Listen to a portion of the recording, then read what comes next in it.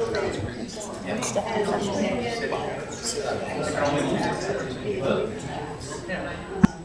would bring us off, I guess we have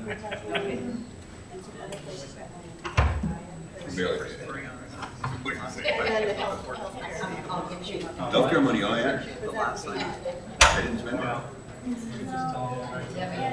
I don't even know why. We're learning about it. Because my reports are all handwritten. Sounds like a study session. Sounds like why I haven't gone to study session. They're directing staff to get involved. I mean, the only involvement I have is read the tax. Years in a row, 5 years. I think it's under 5 or now. General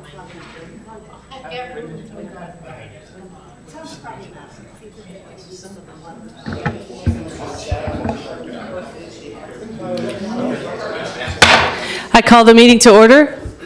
Good evening and welcome to the August 18th, 2026 business meeting of your Ashland City Council. Councilor Duquesne will offer the land acknowledgement. Good evening, everybody. The land acknowledgement.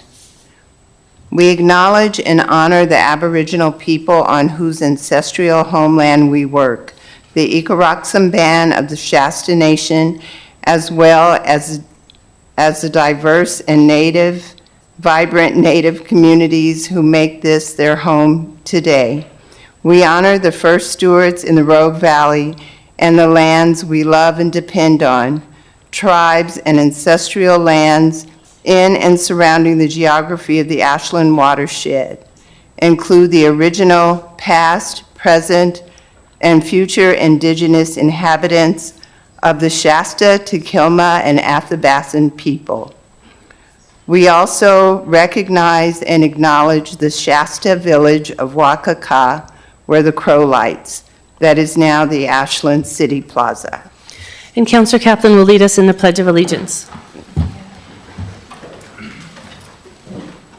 I pledge allegiance to the flag of the United States of America, to the republic for which it stands, one nation, under God, indivisible, with liberty and justice for all. Roll call, please, Alyssa. Sherrill, Here. Dale, Here. Bloom, Here. Graham, Here. Kaplan, Here. Duquesne, Here. Hanson. Here. And just so everybody knows here and at home, Councilor Hanson is attending this evening by virtual means, so we will be, Alyssa, you'll be helping me know when he would like to take part in the conversation. A couple of announcements for mayor's announcements. The first is that if you have come here this evening to speak with us about an item either on the agenda or just an item on your mind, please make sure that you fill out one of our speaker request forms. It's on the back wall, and put it into the tray in front of the recorder's office desk right here. Please make sure that you put it in before we get to the agenda item that you came to speak with us about. That will help us keep the process moving along. Also, make sure when you fill it out that you indicate whether you are here to speak to us on a specific agenda item. If you are here to speak to us about something that is not on the agenda, you will speak during public forum, so please indicate that as well. A couple of other announcements. After this meeting, we will not meet with our regular early September meetings. We will see everyone September 14th and 15th, but we do have our end of summer break that coincides with the Labor Day holiday. And now I have a proclamation opposing the establishment of an ICE detention facility in the Rogue Valley.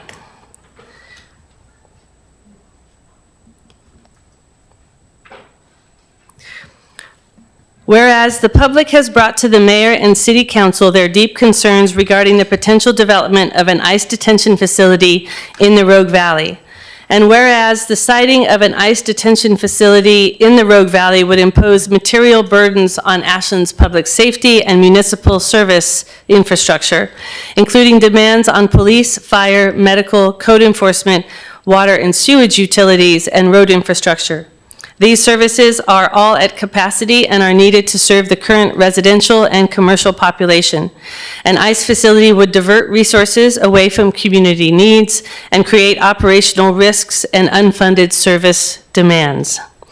And whereas The Rogue Valley's economy depends upon tourism, the arts, outdoor recreation, healthcare, agriculture, education, small business development, and a workforce that includes immigrants and their families.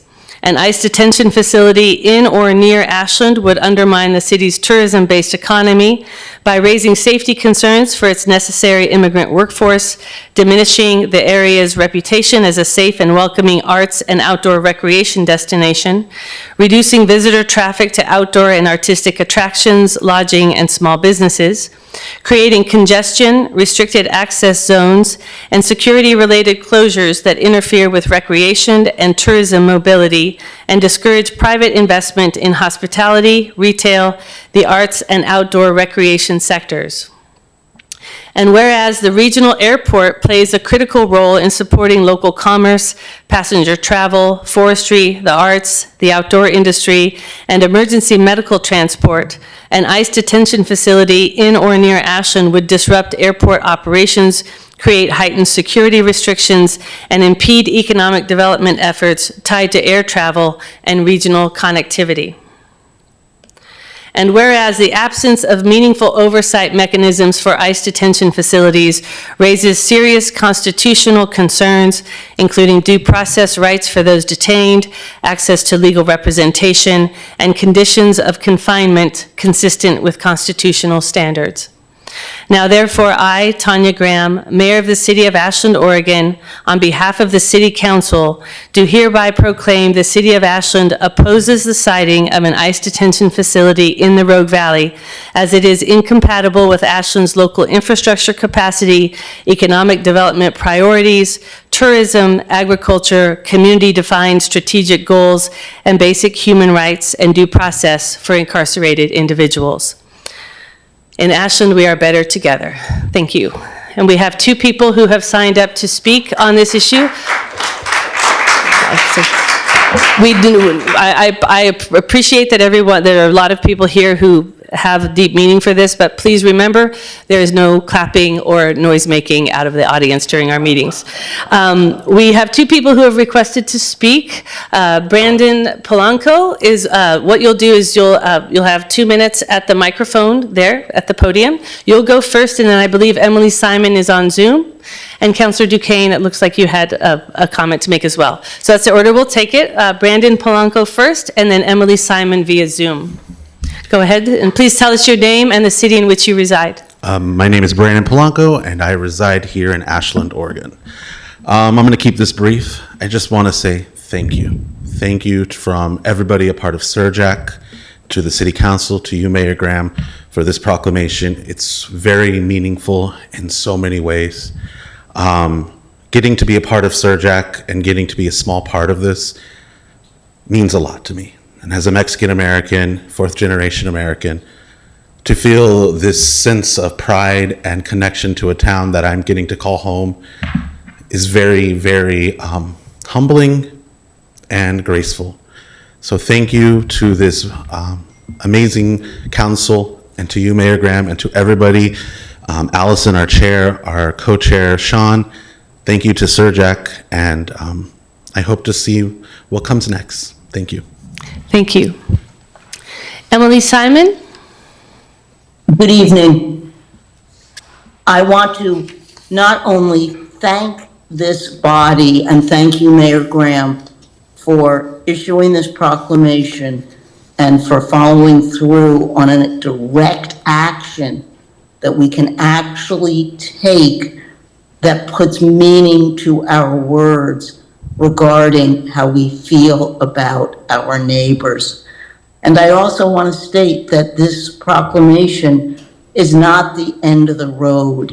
It's a call to action to make sure that we in Ashland indeed are better together and are doing everything we can to make sure that our friends, our neighbors, the people who work here, and the people who live here can maintain a safe, healthy lifestyle within our city streets. Thank you. Thank you. Councilor Duquesne? I just want to Wow, this is a proud moment, and I want to thank the Social Equity and Racial Justice Committee, all of you, for all of your work, your resilience, your steadfastness, your showing up for everybody. This committee has done so much in such little time, and I am so proud of all of you. I'm grateful to be that council liaison, and I look forward to what's next, and I'm so happy for the city of Ashland. Thank you. Thank you. For my part, in these troubled times, we must do what we can touch. And I appreciate that our community has brought forward an opportunity for this council to take proactive action and to make it clear how we think about this issue and how we think about our community and who we think is in that community. And it includes everyone in this country. And I'm very proud to offer the proclamation this evening. We move on now to the approval of minutes. Are there any changes to the minutes? Okay, the floor is open for a motion to accept the minutes. Councilor Dale. Thank you, Mayor. I move to approve the minutes of August 3rd and August 4th study session and business meeting. Is there a second? I'll second. Roll call, please, Alyssa. Bloom, Yes. Dale. Yes. Sherrill, Yes. Hanson, Yes. Duquesne, Yes. Kaplan. Yes. Motion passed. Thank you. We are now to public forum. We have 15 minutes for public forum. We have 4 people who have signed up to speak, so each person will have 3 minutes. We will go in this order, and again, you will speak at the podium. For those of you who maybe are here for the first time, you'll see a light display alongside the podium. It will be green while you have plenty of time. When you have 20 seconds left, it will turn yellow, and you'll hear the first chime, and then when your time is up, it will turn red and you'll hear a second chime. So please, at that second chime, complete your sentence so we can move on to the next person who has come to speak with us this evening. The order we will go in is Debbie Nicewander, Alex Soul, Denise Gerke, and Sharon Bryson. And if you need us to bring a microphone to you for mobility issues, please just raise your hand when it's your turn to speak and we'll bring the microphone to you. Go ahead. Okay, checking. Yeah, hi, my name's Debbie Nicewander, and last night I told you I was gonna bring my report on the Elia East expulsion zone, and I don't have it. I haven't been able to complete it, so anyway, I'm gonna talk about a few other things. I wanted to talk about that police substation. You know, it's not utilized. It was kind of a decision that was made, I don't know, premature. It's costing us, what, $1,100 a month, and it's a 7-year contract. And I think it would be best if we could recoup that money and maybe put it into the 2200, so we can, you know, utilize that building the way it was supposed to be used. You know, I'd really like to see the winter shelter program. We just got way too many older folks, seniors, and disabled, and a lot of medically fragile people. And I just can't imagine seeing them out in the winter conditions. So, you know, I know we got the money, we just don't prioritize it. So anyway, yeah, I had high hopes for 2200 when we got that.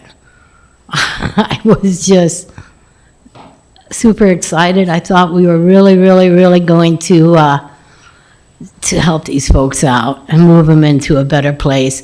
And right now, the folks that went into 2200, from 2200 into Aura, they're starting to exit out. Their 6 months are up. We don't have housing. We just don't. They're gonna end up right here. We got a serious crisis here, and I get it, but I can't figure out why you all don't get it. Anyway, so that's that. And then the RFP, you know, the 2200, we're supposed to be putting out a RFP, letter of intent. I don't know if that's ever happened or when it's gonna happen, but it sure would be nice if we could, you could let us know so we can, you know, anticipate a bright, happy future for these folks.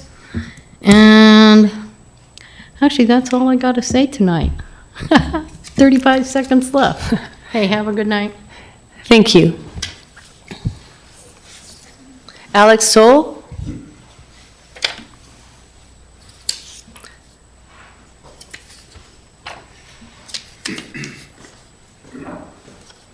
Hello. My name is Alex Soul, and I am an Ashland taxpayer and a father and a proud American. I just came from a peaceful demonstration that I helped organize against this leadership of this city. And I am here because I'm here because dissent is not disrespect for democracy. Dissent is part of democracy. Government is supposed to be of the people, by the people, and for the people. We elect you. We did not elect the city manager. And I believe something has gone profoundly wrong in this city. This city approved substantial executive salary and pension increases. The mayor cast the deciding vote. Before that vote, the city manager was specifically questioned about how quickly her own compensation would increase. She was sitting right there. She represented that it would happen incrementally, including approximately $5,000 in the first year. She said it right there. Then, subsequently, her compensation jumped to $216,000 the first year. It did not happen incrementally, and not one of you has said anything. Not one of you. Then, only weeks after approving those increases, the community, all of us sitting in this room, had to bear the news that we were in a terrible structural deficit. The general fund was in serious crisis, and those raises were placed into that general deficit. Who knew what, and when did you know it? And why didn't you tell us when those raises came before this council? Higher fees, reduced services, more demands on working families, and then, to make matters worse, you sprayed poison, glyphosate, because this city attorney, then went and put on the website on March 23rd that yes, we sprayed that glyphosate on your parade route, and we did it to save money. Putting glyphosate on my daughter's medians in front of her high school where she sits and eats sandwiches. It says nowhere on the IPM that you can spray poison on my daughter's parade route for saving Sabrina Cotta money so she can give herself a raise. I want you, the city council, to tell us where it says that in the IPM. You have no answer. So I have a question for all of you. Who is running the city? Is it the city manager or is it the city council? Because this is not what I signed up for when I moved to this city and started paying you taxes. I elected Mr. Kaplan. You knocked on my door. You remember? You knocked on my door and you asked for my vote and I gave it to you. Thank you, sir. I didn't give it Thank to you, Sabrina sir. Cotta. Thank you, sir. Denise Gerke, followed by Sharon Bryson. Hi, thank you for allowing me to speak. I am noticing the homeless problem is getting extremely worse, extremely fast. And we have people on the night lawn. I worked in healthcare for quite some time, 20 years as a radiology technician, so I've been doing a lot of wound care. We have people out here with ankle fractures. We have people coming from the hospital with no instruction on how to take over 30 medications. Some of them psychotics and painkillers, some of them heart medications, and they're, not handling the pain medications very well. So they're going to the hospital, they're getting their medications, but then they're just being kind of thrown out onto the dirt.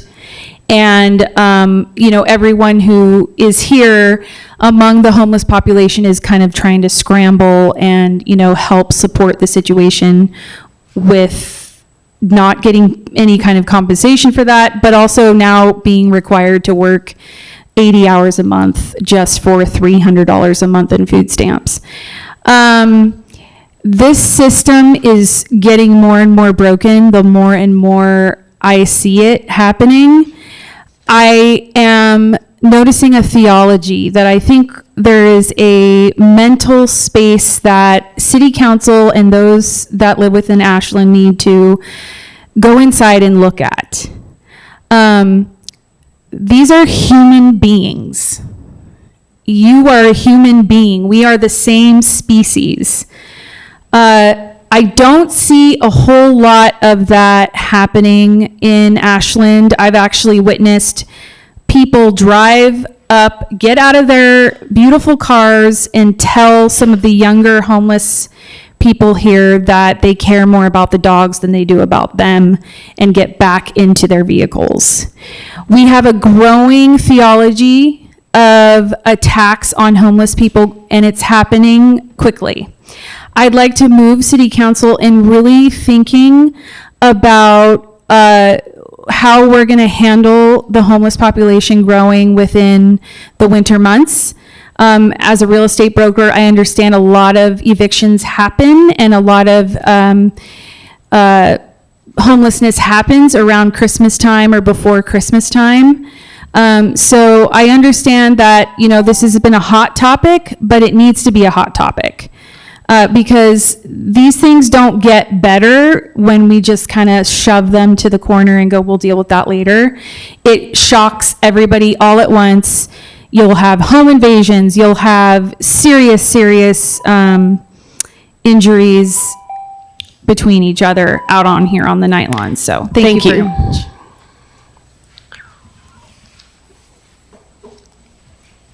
Hi, thank you. I'm Sharon Bryson. I live in Ashland. And I'm here to talk about another hot topic. And I was prepared for 1 minute because I thought there'd be a whole bunch of people chatting. So anyway, first off, I want to thank you, Council, for voting to put the pause on the glyphosate. That was really helpful. But the main thing I'd like to address here is the August 4th agenda meeting under the new business. And since the pause of glyphosate spray, I tried to make contact with council members to learn where we go from here. I wasn't able to make contact, but I believe for as long as it took for the council to hear the topic, it was probably going to take a bit of time before we would learn where we go from here. But instead, I don't know where I am in my little piece of paper here. Instead, what happened on August 4th was city management came to council requesting vague exemption before new policy was in place. I'm here to request consideration that this is a serious topic for many Ashland residents, and it deserves the time to develop a strong policy that will prevent increase from 12 sprays in 2024 to over 25 in 2025, when the park's IPM was amended to allow park staff to follow the Ashland Municipal Code 9.28. This amendment gave Public Works the liberty to make a quick phone call to parks to assign new areas. Parks accepted. There were no guidelines regarding this process. I urge council to consider assigning a time-limited committee to examine these practices and develop a policy that includes council oversight and transparency. Thank you for your time, and look, put my shoes on in this 58. Thank you.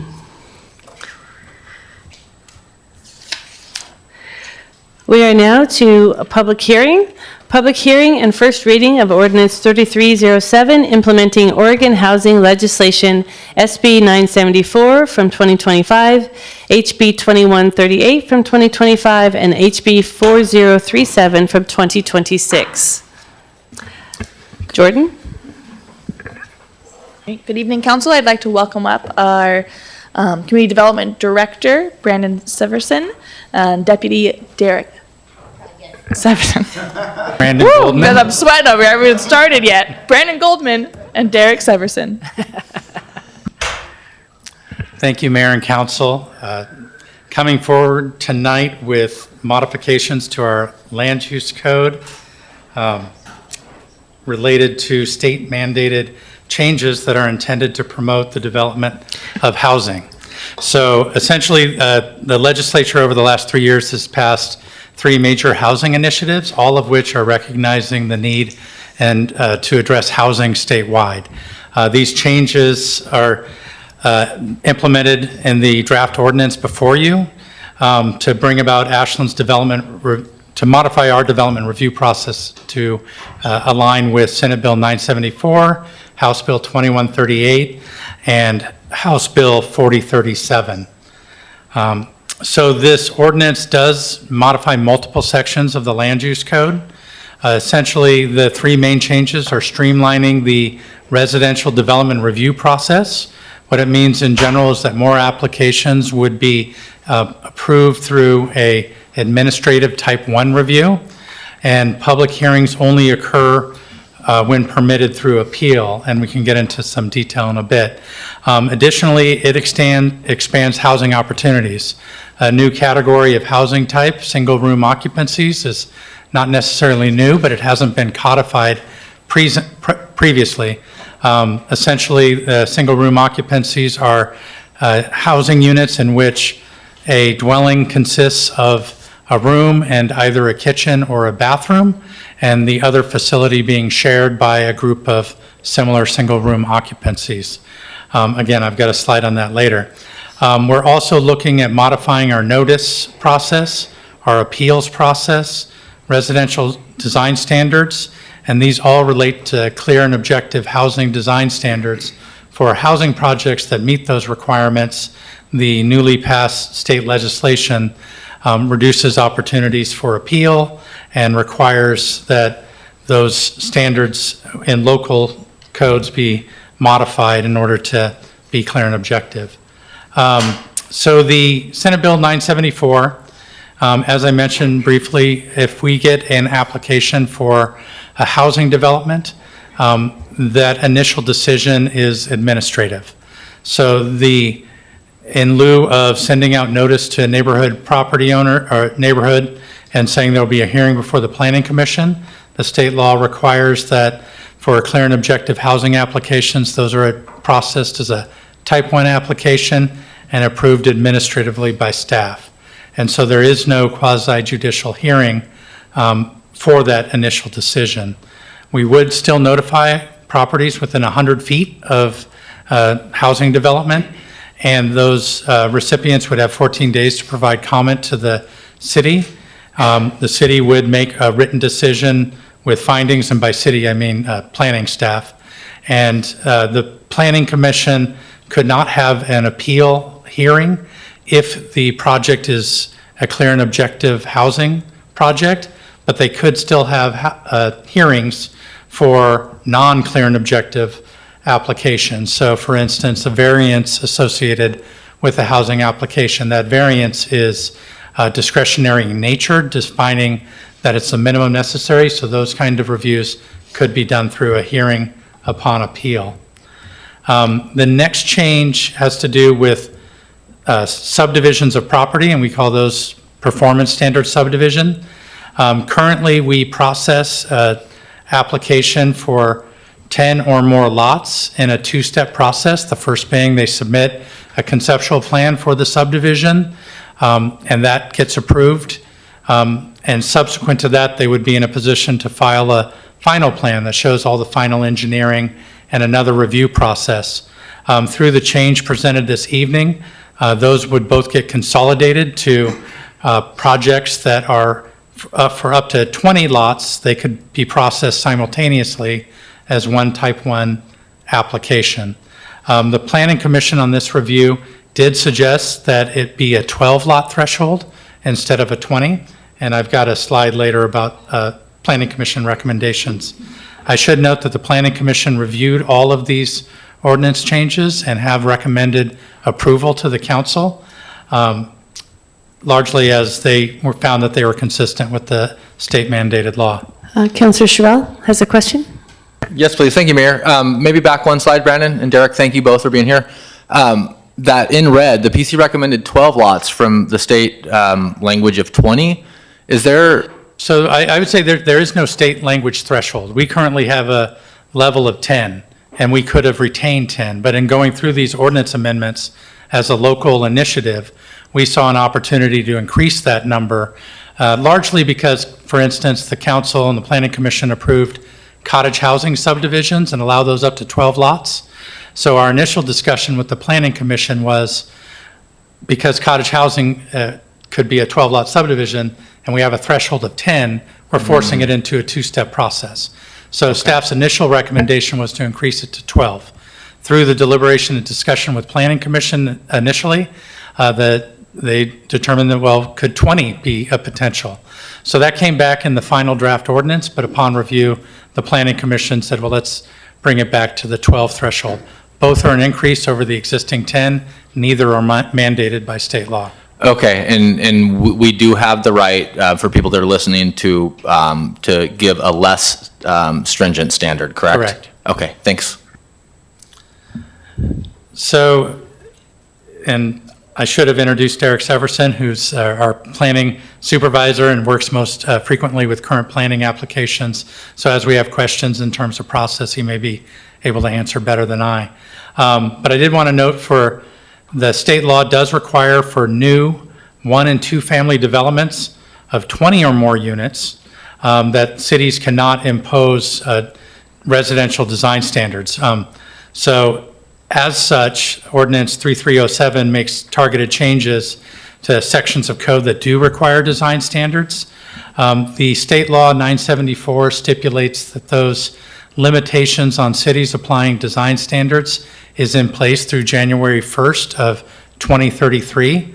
So the ordinance presented before you incorporates that sunset date, saying that the city would not apply design standards on developments of 20 units or more until January 2nd of 2033, at which point the design standards that are currently in code would reapply unless in the intervening period, or as that date approaches, council decides to extend that or was looking at modifying those design standards.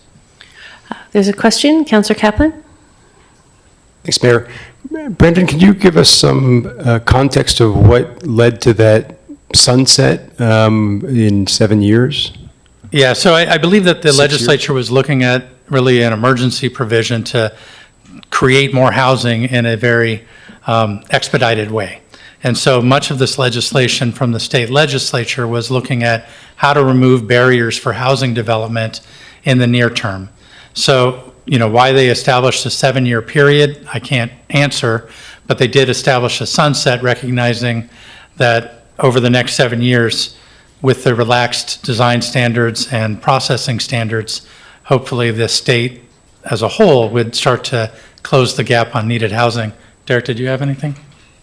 The only thing I would add is, just to be clear, the city of Ashland doesn't have a site design review process for 1 and 2 family homes. So we don't have our typical site design process is for multifamily developments.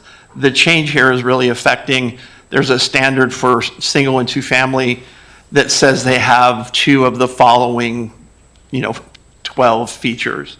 And so it's really just limiting that we can't apply that to larger single-family developments. But there are things like a pitched roof and a covered porch as just examples. So it's not our standard site design process. It's just a list of features that they have to provide a couple of. So it's not a big thing for us. I mean, it's not a substantial change. So, and this is a slide that really references what we talked about a moment ago with Councilor Sherrill in terms of the 12 lots versus the 20 lots, and the current threshold being 10 lots for subdivisions that can be processed as outlined in final plan simultaneously. So in the packet before you, it does state 20 lots, as that was the ordinance that was presented for Planning Commission's review. But I did want to reiterate that the Planning Commission is suggesting a modification to that for approval of 12 lots or more. If we can actually, can we wrap up this first Senate bill and kind of come to some conclusions here before we move to the others? Because there's a lot here. And I Councilor would Dale. note that this is a public hearing. I don't know if you have comments, so there may be comments on the total package for consideration. Right. Councilor Dale. Thank you, Mayor. Thank you, Brandon. This is going to follow up again on what Councilor Sherrill was asking about just a few moments ago relative to this. And maybe you heard something that I didn't, and I don't want you to put words in any commissioner's mouths, but I was, as liaison to the planning commission, I was sitting there when they were debating this, and I went back and watched the meeting, and maybe I just missed it, but I failed to hear any reason that came out of the commission as to why, other than just to, and these are my words, arbitrarily match the cottage housing. If we're trying to make housing easier, it seemed, I couldn't figure out a reason why you would just arbitrarily move it to 12. Did you hear anything, or was there anything that you picked up on that would have made this change coming out of the Plan Commission, or did you not? Yeah, I know that the last meeting in which they were evaluating the ordinance isn't the entirety of their conversation on the subject. They did discuss it at prior study sessions. And in those prior study sessions, there was considerable debate over, the value of an outline plan versus a final plan as two separate steps to provide an opportunity for review, that the plan isn't being modified between step 1 and step 2. And the larger the subdivision, the more opportunity there is for such changes. But again, I don't think that provides a finding from the Planning Commission as to why going from 20 to 12 is a recommendation at this point. Okay, that's fair. Thank you, Brandon. And I have a follow-on question to that as well. So with the design standards not being able to be applied for less than 20 units. It's 20 or more, 20, oddly. 20 or more. Yeah. Is there a benefit to having this outline plan element match that 20? It feels like what we're trying to do is to streamline. And if we have this outline plan approval at 12 lots, but then we have the design standards at 20 lots, changing at 20 lots, is there benefit to streamline these to have them both at 20? Other than numeric consistency, I'm not sure that there is. And I say that from the standpoint that design standard application for units of 20 or more, again, because our existing code has limited design standards for single-family residential, we're not really evaluating that in terms of the outline plan and the final plan. Largely, those are looking at lot configuration, building envelopes, engineering of roads and utilities, not the design standards of the housing. I do see that the 20 lots or more being exempted under the state law from design standard is in an effort to encourage larger developments, whereas the performance standards threshold of up to 20 would allow for review of smaller developments in a more expedited fashion. Thank you. One other question on SB 974. You indicated that the notice requirement drops from 200 feet to 100 feet. Does the state preempt a community from keeping that number at 200? Yes, and I've got a slide on that under 4037. So that's the section of law that actually regulates the notice area for clear and objective standards. Okay. But the law in the state is very explicit, saying you can only provide notice up to 100 feet. Yeah, I know some other communities are not happy, and they're working on some potential workarounds in charters and such, because there's a restriction in the community's ability to participate and know what's happening in their neighborhood. 100 feet is not very far. And so I think there's strong concern among mayors in the state about that forced element. Yeah, and we'll touch on that in a moment, because there's also a Planning Commission recommendation on that Related to that. subject. So what I'd like to do is to have the council address this question of 12 lots versus 20 lots before we move on to the other elements, and see if we can pull together a package of potential amendments, or at least decisions, before we get to the end. So I will just open it up for conversation around that, and any advocacy that anyone would like to offer to it. So Councilor Dale, I saw your hands, and then Councilor Bloom. Thank you. I'll be short. I have a strong preference at keeping it at 20. Thank you. Councilor Bloom? Yeah, I think it's wonderful what the state's doing. We're trying to encourage development and housing. As we heard from somebody testifying earlier, the problem right now in Oregon is housing. And so I think what the state's trying to do is limit what planning commissions can come in and restrict housing on, and I think it's great, so I support it. Anyone have an opinion about why we should keep it at 12, that we should understand? Okay, Councilor Schrow. No, that's a no. Like, we have the opportunity under state law to be less restrictive, and this is a really good example and a good first step for our community to start doing that. And I would agree. I think we are in the housing situation we are in for a variety of different reasons, not all of which are regulations at the local level, but loosening it up, it seems to be a good use. Okay, so when we get back around to the end, we have this right now as 20 lots in the ordinance. So there is no need to change it when we get to the motion space. Councilor Sherrill. I was just going to add, all those other outside forces aren't in front of us and aren't in our control. These ones are. Yeah. Exactly. Okay, let's go ahead and keep moving. So I mentioned early in the introduction that single-room occupancies under House Bill 2138 establishes allowances for single-room occupancies.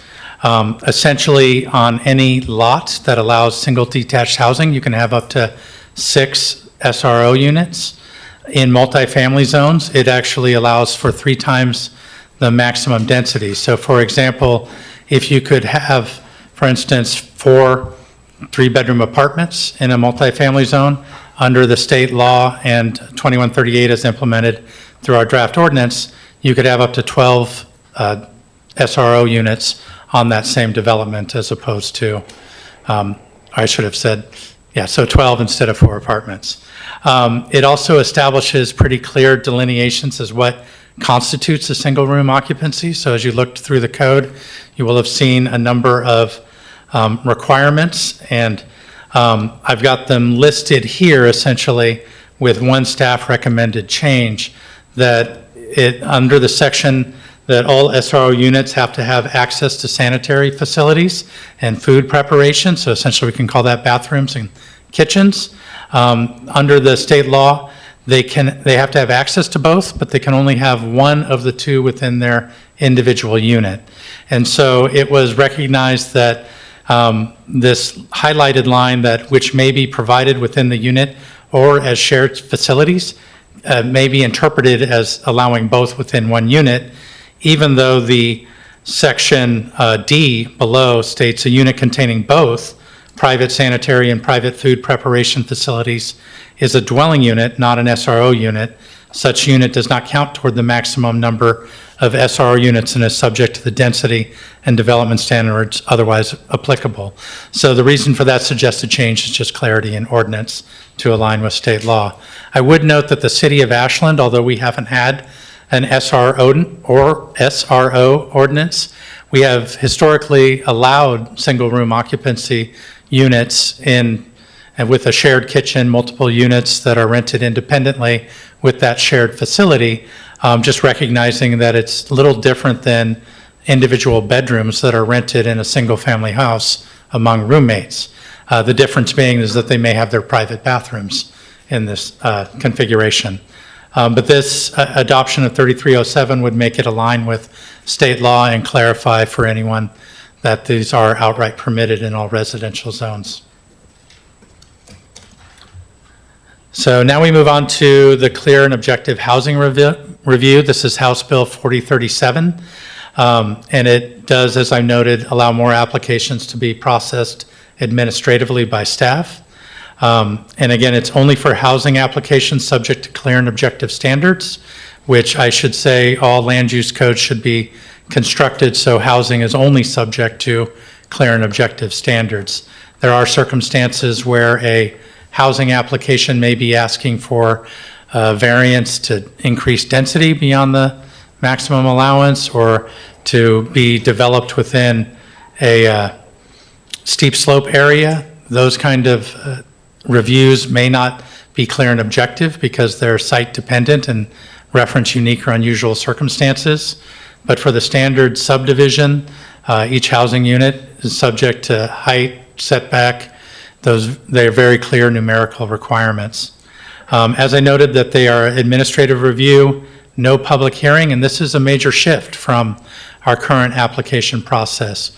presently or prior to July 1st of 2026, because these laws went into effect on that date, even preemptively before city adoption. If we sent out a notice about a, 4-lot subdivision, neighbors within the area would be able to call that up for a public hearing. Councilor Dale, we have a quick question. Councilor Dale? Just on this slide, I will certainly wait Okay, for let's go Brandon ahead to be and done on finish this up the slide. slide. But yeah. So the salient points about changing the no public hearing rule is we still do send out notice to people within 100 feet. They're providing comments back to staff for consideration in reviewing that application. And again, they should also be tied to clear and objective standards. Once staff makes a decision to approve, deny, or approve with conditions a planning application, the only potential appellant to that planning approval is the applicant itself. So they can either appeal it to the Planning Commission or may appeal it to the Land Use Board of Appeals.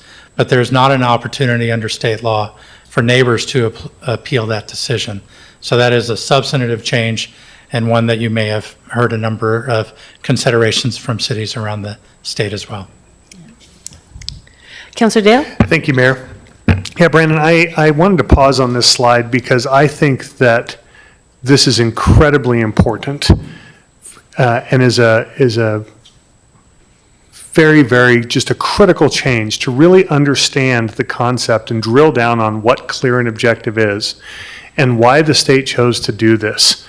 And really, one has to ask themselves, why did they feel that they had to do this and really over-rotate on this? And it's probably because things weren't clear and objective, and that's how we got ourselves in this situation in the first place, putting planning directors and staff in a position to have to interpret planning commission and so forth. So if I heard you correctly, public hearings still exist for things that are not clear and objective. Is that a true statement? Potentially. Correct, and for things that aren't housing related. Correct. So the idea behind this is, if I understand this correctly, is that if you stipulate that an application is clear and objective, then the idea is that it's met all of these, again, clear and objective metrics and stipulations and so forth.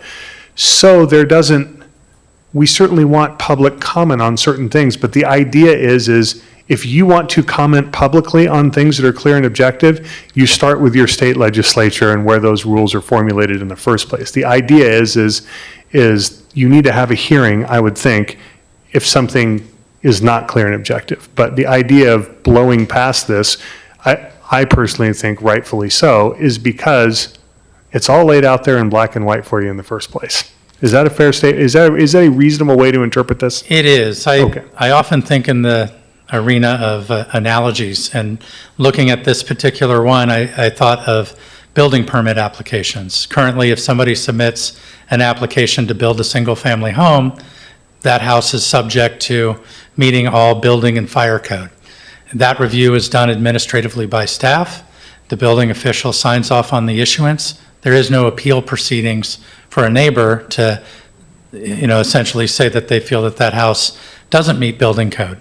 So the legislature, in modifying clear and objective standard housing developments and requiring those be processed administratively, I think is looking at that communities should have very clear checkboxes, and if the housing project meets all of those, it's administratively approved in a similar capacity to a building permit.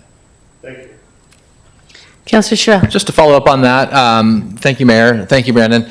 The language here, notice to property owners limited to 100 feet by state law. So if it is clear and objective, and say it's not a single-family house that's an over-the-counter by right permit, but if it's something that's clear and objective, is there any reason to notice anybody at all? Unlike we wouldn't, similar to if it was just somebody building a house on a lot that they owned. Yeah, I think that, we do have notice procedures, and I think the legislature in approving, restricting it to a maximum of 100 feet was establishing a threshold for how far you could provide notice. I do think that there's an advantage from a staff administrative position that if we send out notice to immediately adjoining neighbors, they may be able to provide written comments saying the proposed, come down, look at the application and saying the development is being proposed on an easement where my sewer line runs through the back of their property. That's maybe new information that wasn't provided in the application that we could review. So it still provides an opportunity for additional information. It should be directly related to the clear and objective standards. That's a really good example of something that could possibly be classified as an implied easement and a civil issue. Do you have hundreds of examples where it goes the other way, where the neighbor comes over and says, I don't want housing next to me, and therefore the applicant is delayed, and therefore it costs more, and therefore the end user pays more for the house? Do we I have attended hundreds of hearings in which the Planning Commission ultimately approved an application that had a lot of neighborhood concern in terms of the impacts on their neighborhood, but they met the criteria. Okay. So, But best practice is to have some sort of limitation. My thought is, like, if the state opens us up to clear and objective standards and we don't need to go out any farther than we have to, why are we going out at all and creating all this extra work just for you to say, sorry, it's a clear and objective application, we have to approve it? yeah, so you've given me a good segue into the Planning Commission recommendation on this item. So the draft ordinance, as we've been talking about, stipulates a 100-foot notice for every type 1 application. That was a staff recommended change when we drafted the ordinance, that if we're looking at type 1 applications for a commercial development, a type 1 application for a residential development, the state law is clear that that residential can be no more than 100 feet. It is silent under state law as to whether we could maintain our 200-foot notice for non-clear and objective housing applications. So in that review, the Planning Commission have recommended to council consider a change in the draft ordinance to expand the notice ordinance or notice area back up to 200 feet for type 1s that are not clear and objective. But again, that's a local discretionary issue because those aren't regulated under 4037 for the non-clear and objective housing applications. Can I just follow that up with one more simple question? So is it, coming from your professional viewpoint, both of you, is it a benefit to have a bunch of feedback on something that's clear and objective, or would it be a benefit to get rid of that 100-foot for residential clear and objective standards only? We would have to determine whether we could get rid of that 100-foot. I'm not sure. We didn't look at it in that standard. We did see that the community could have a notice area of no greater than 100-foot, but I don't know that it stipulated that you could eliminate notice in its entirety. Thank you. Yeah, I believe there is a state requirement for a 100-foot notice, and the limit in the new rule is because a lot of cities chose to go farther. Thank you. Councilor Bloom? Yeah, thank you. That's kind of the line of thinking I was going down, is that my understanding is it said it was a maximum of 100, which one could infer from that you could remove it. But if we wanted to be on the safe side, we could do 5 feet, because technically it's not eliminated. A 5-foot notice area would be almost comparable to a 100-foot because you'd be picking up all the properties on the perimeter in either circumstance. I guess in a dense neighborhood where lots are only 50 feet wide, it may pick up another lot at 100-foot. I see. So I'm curious, and I'd really kind of lean on my colleague here, Councilor Sherrill, of is 100 feet still too much? What is the right balance here? I think more than that is problematic, but yeah, I'd lean on somebody that does this for a living. Councilor Dale? Thank you, Mayor. Yeah, and I guess it's the technologist in me that's struggling with this a little bit, because it seems like we're about, half a century or more old, or, behind with something like notice. I'm sitting here looking at our GIS application for free on our website in real time in the planning division that basically gives me every single planning application that's right here. So when we're talking about the word notice, it's kind of like our administrative see-click fix. I get emails when there's a water leak somewhere in my neighborhood. So this thing about going up and tacking a notice or mailing is more just almost an administrative burden. I don't think we should take it away completely, but in 2026, we could just sign up for an email. Like, anybody, resident or not, can be noticed in such a way. I mean, I think it's just kind of an antiquated way of thinking about it. To me, it's a non-issue, because I think that the information is completely available. The idea behind this years ago was that you didn't have access to this kind of information, and it should be public as much as possible. We have a ton of technology that allows me right now to just click on anything in my city to know what's going on. I don't need to get something in the mail, and I can sign up for an email. So anyway, okay, thank you. So I just wanted to follow on with that. I think it's important to recognize that these housing bills have made significant changes to our land use requirements. And a big part of that land use, of the original land use legislation was around making sure that the community had the opportunity to participate in these decisions, to bring forward concerns, all of those sorts of things. There is a timeline within which they have to do that, hence the notice being mailed. I believe we mail those notices these days. And so that is because there is a specific timeline, and it isn't usually a huge amount of time that they have to come forward if they have any concerns. I would be concerned if we went down a path of trying to limit that, because I think we create another problem with it. I think people need to be able to come forward, and it doesn't seem that it is actually causing a significant change, particularly if it's only the applicant that can now appeal to LUBA and can now appeal to the Planning Commission, right? So I think what the legislature, from my watch of this, has been trying to address the in some ways frivolous lawsuits that have been going to LUBA that have just dragged these projects out years and years and years. And so, but we do need to be careful, I think, about that. So do you see everything that we have in front of us, except for these Planning Commission changes, it's required by the state, right? So we are updating our ordinances and our regulations based on the state requirements. So we don't really have anywhere to go with this 100-foot piece, right? You know, so there's one thing in our code that we presented was a 100-foot threshold would apply to all type 1 actions. Right. That there is a discretion available for the city to look at whether you want an increased notice area for those type 1 areas, and that's what the Planning Commission is recommending. For clear and objective housing, and I was just looking up 4037, it does say may provide a 100-foot notice. So again, that would be something that we would have to review if council was considering removing the 100-foot notice. From my perspective, I do see that sending out notice within 100 feet does provide neighbors an opportunity to provide comments to staff. It doesn't provide for that public hearing. It doesn't provide an opportunity for appeal. Right. And that may feel disenfranchising for people when they're submitting a comment because they're objecting to the density of development and the density meets. But nonetheless, I think that is long-term practice, and people, you know, with all due respect, Councilor, aren't looking at what's happening in my city on a weekly basis and may not know of a development happening next door to them until construction begins, if they weren't alerted with the sign on the property. Yeah. So we have a couple of questions that we want to address before we move on beyond this particular element, and that is, and we'll come back at the end after we have the public hearing, and we'll check all these. But is there, this first question around apply the reduced mailed notice area of 100 feet.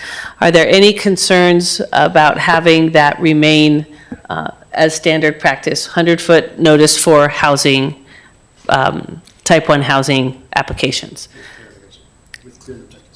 Yes, with clear and objective standards. Are there any concerns about keeping the 100-foot notice? Councilor Sherrill? Yeah, I have a concern that it's a built-in exclusionary zoning that is going to take staff time, and this has been in play for weeks, and we already have a lot of traffic. I think in this area, my view would be to treat it just like you would treat a by right building permit, and for clear and objective residential housing to remove it altogether if that was legally acceptable. Again, the state gives us certain opportunities, several since 2019, to adapt to current needs in our community and adapt to what our citizens are telling us, whether that be in person, whether that be 11% of the people responding to a survey. Everybody's number one issue is housing affordability, and we have a really, really rare opportunity to fix something, and we're just going to keep, we're going to improve it. This is good. I like it, but it's a once every few year opportunity, and I think we could miss it. Councilor Bloom? Yeah, I would agree with that. I think that as far as I'm concerned is that it's clear and objective standards are met, so they're following the rules. This is somebody's private property and they want to build it and it's legal, they should be able to do it. And so I would also support removing that 100-foot requirement as well. Councilor Duquesne? I agree, it's their private property. Councilor Dale? Yeah, I would echo what my colleague said, and I appreciate your comment, Brandon, and it's well taken that not everybody's looking, but I think that this is something that it's kind of like council. It's the only way that you can know what's going on is to be proactive and look at our packets and look at our look ahead and look what's coming down. And this is something that is, the information is there. The information is not hidden. It's not even hidden in plain sight. It's right there, and we should work to educate as many people as possible to where this information is, whether it's this, whether it's wildfire, whether it's evacuation, anything that is city business. It's incumbent upon all of us collectively, staff and electeds, to educate. But yeah, I agree with everybody. Councilor Kaplan? Yeah, so Brandon, you, in response to Councilor Sherrill's raising this the first time, you said that there was some benefit to the planning department, the reviewer, to have the opportunity for input from neighbors within 100 feet in order to become aware of issues that might only be obvious to that neighbor. Is that something that is truly a common situation, something you couldn't get any other way? I wouldn't classify it as common, but it has happened that through the notice period, we were made aware of property line disputes that were in play that were not presented by an applicant in the past. And what's the cost if we don't catch it, if you don't catch it at that point? So I think if the city approved a planning action that, just to use an egregious example, that approved the development on property that was not the applicant's property, that obviously would then subject the city to a claim from the neighboring property owner saying that you have processed an application that was misrepresenting the property line and could go through adjudication. I'd probably look to legal to comment on that, but for the most part, I think that would be a very rare circumstance. So again, I don't want to clarify it as a common occurrence. So it sounds like a very rare, relatively high cost versus a fairly, versus what? Versus a low cost expeditious process. Yeah, so, yes. A follow-up question, Brandon. Does notifying the neighbors, what kind of a delay does that create in the process? So when we determine we have a complete application, so an applicant submits, it takes staff a bit of time to review and say that it has all the components. Upon determining it's complete, we send out notice to the neighbors. The 14-day period starts on the date we mail notice. And we have had concerns raised that because of the Postal Service delivery delay, that people may only have a week to respond. But that is a 14-day period by this. There are a number of sections of state law that mandate notices for any kind of land use application. I would note that this section states that we may provide notice of the application only to owners of record and property on the most recent property tax assessment, ... So another one of the changes we are removing from our local code and notice to neighborhood organizations. So there are things that we are modifying to address with that part of may only notice property owners within 100 feet. So if the council does, through deliberation, make a recommendation to remove the 100 feet, I think we'd want to, before coming back to you on September 15th with second reading, verify that that is in compliance with other ORS that may not be modified by this section. Okay, so it's a two-week It's a 2-week additional notice process. period. Yeah. Counselor Bloom? Yeah, quick question. Maybe I'm biased here, but I think that we've got two of the best planners in the state sitting in front of us. Of course. I find it very hard to believe that you approve applications willy-nilly without checking property lines and things like that. So when we say extremely rare, I would imagine that just doesn't happen. And if, let's say in the future, we have somebody that's not as qualified as you two, that does do something like that and doesn't check something as simple as a property line, we probably deserve a lawsuit? I'll never say the think city just- deserves a lawsuit. To that point, Counselor, I think, and we've even come across this, we might not know that the line's in dispute. So we might see the line, and then there might be an action between, and again, it's a rare thing, but I know we've received emails from people saying, that's on my property, and then there was no follow-up as to showing us the fact that it was in dispute. Great. Go ahead. Yeah, so wouldn't that then be a civil matter between the two property owners to settle? I mean, potentially, but I guess the issue would be if we permit it. Right. And then something happens and we've basically allowed for this building upon their property. But I guess, help me here, because this is definitely a legal thing, is that I would imagine what would happen is that there would be a civil suit filed and a judge would order an injunction on the development, and so that planning action wouldn't be in violation until the dispute is settled. One area that if I can interject, I think if we receive notice from a property owner adjacent to a property that there was a property line dispute or that there was an easement that was not legitimate, that was being presented as access to a property, we would at that point in time ask the applicant to substantiate in their application the easement description showing that they do have right to use that. So that could provide us with an opportunity to get more information on the record before making a decision. So, Counselor Kaplan? So just on trying to understand that point, Brandon, that's, the way you'd get that is if they receive notice, or if they happen to observe failing to receive notice and you going ahead and approving it, they start seeing building happening. Right. And then they would say, hey, wait a minute, city, you've given a permit on this. Then you would go back and ask the permitted Well, resident. at that point that the permit would have been issued Right. and they would be vested in terms of having begun construction. So the city would probably be receiving claims from both the property developer and the adjacent property owner. And it sounds like a mess that could be avoided by just getting a little bit of, 2 weeks of notice. But as you say, it's an extremely rare circumstance. Have you seen it happen in your decades? I've not sir? seen it happen to the degree that a development has occurred, that they have been caught through, but we've had a hearing had process notice. that is before the planning commission, and we'll have testimony. Yeah, well, you've had notice. Yeah. You've not, I guess my Yeah. question is not, have you seen it happen where the building is started? My question is whether you've seen it happen during the permit process. And it sounds like you have seen it.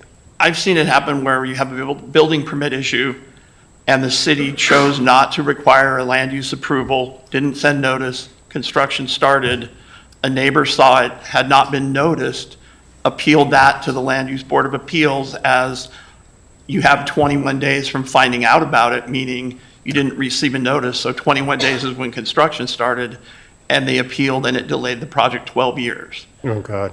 So, I mean, and that would have been alleviated by 14 days of notice. I guess where I'm very completely on the same page with my other counselors who have spoken on this before, that we should try to make this as easy as possible. But I'm wondering whether in this particular case, eliminating any notice whatsoever for 100 feet seems fine. Maybe we could even reduce it a little bit. I don't think it really matters as long as there's something there. Within 50 feet or something, so that there's something that somebody who is affected could see it. It's not that far. It seems like we could avoid some of those problems, even if fairly rare, that are really costly and really, not just costly, but contentious and cause all kinds of problems between neighbors. I remember seeing, neighbors tied up in to my colleague's point, litigation for years over construction that went too close to the property line. It just seems, if we could avoid that by just this 14-day, no right of appeal, just really information to the planning department who has the right to make decisions. It seems like that's a reasonable thing to do. So I want us to keep moving here. I see you, Councilor Sherrill, but just a moment. What I've heard going around the dais here is that there is strong interest in not having any notice requirement. Has anyone changed their mind given the discussion? Councilor Sherrill?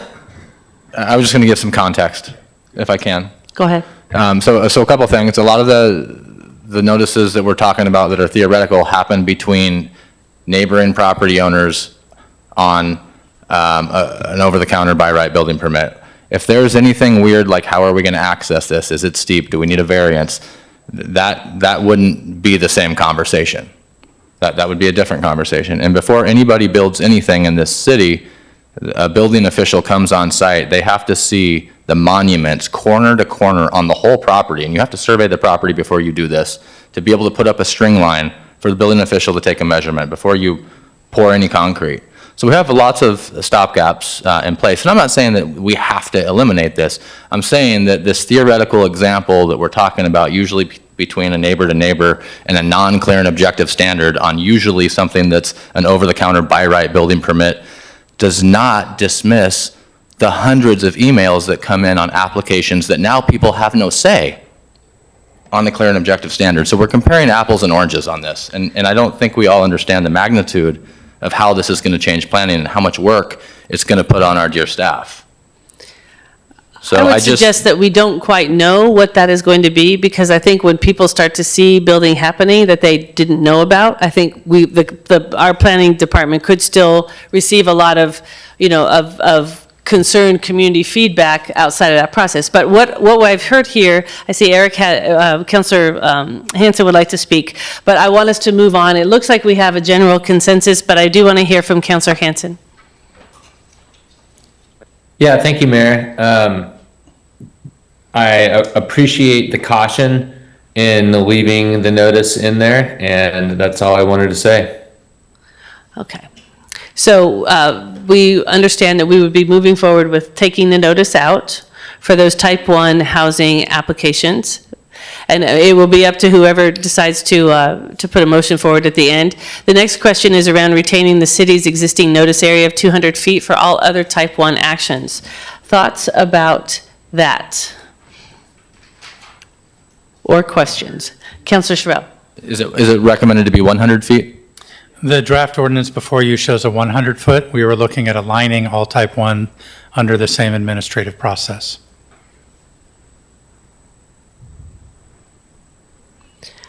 So it would need to be amended if the council wanted to keep it at 200 feet. Correct.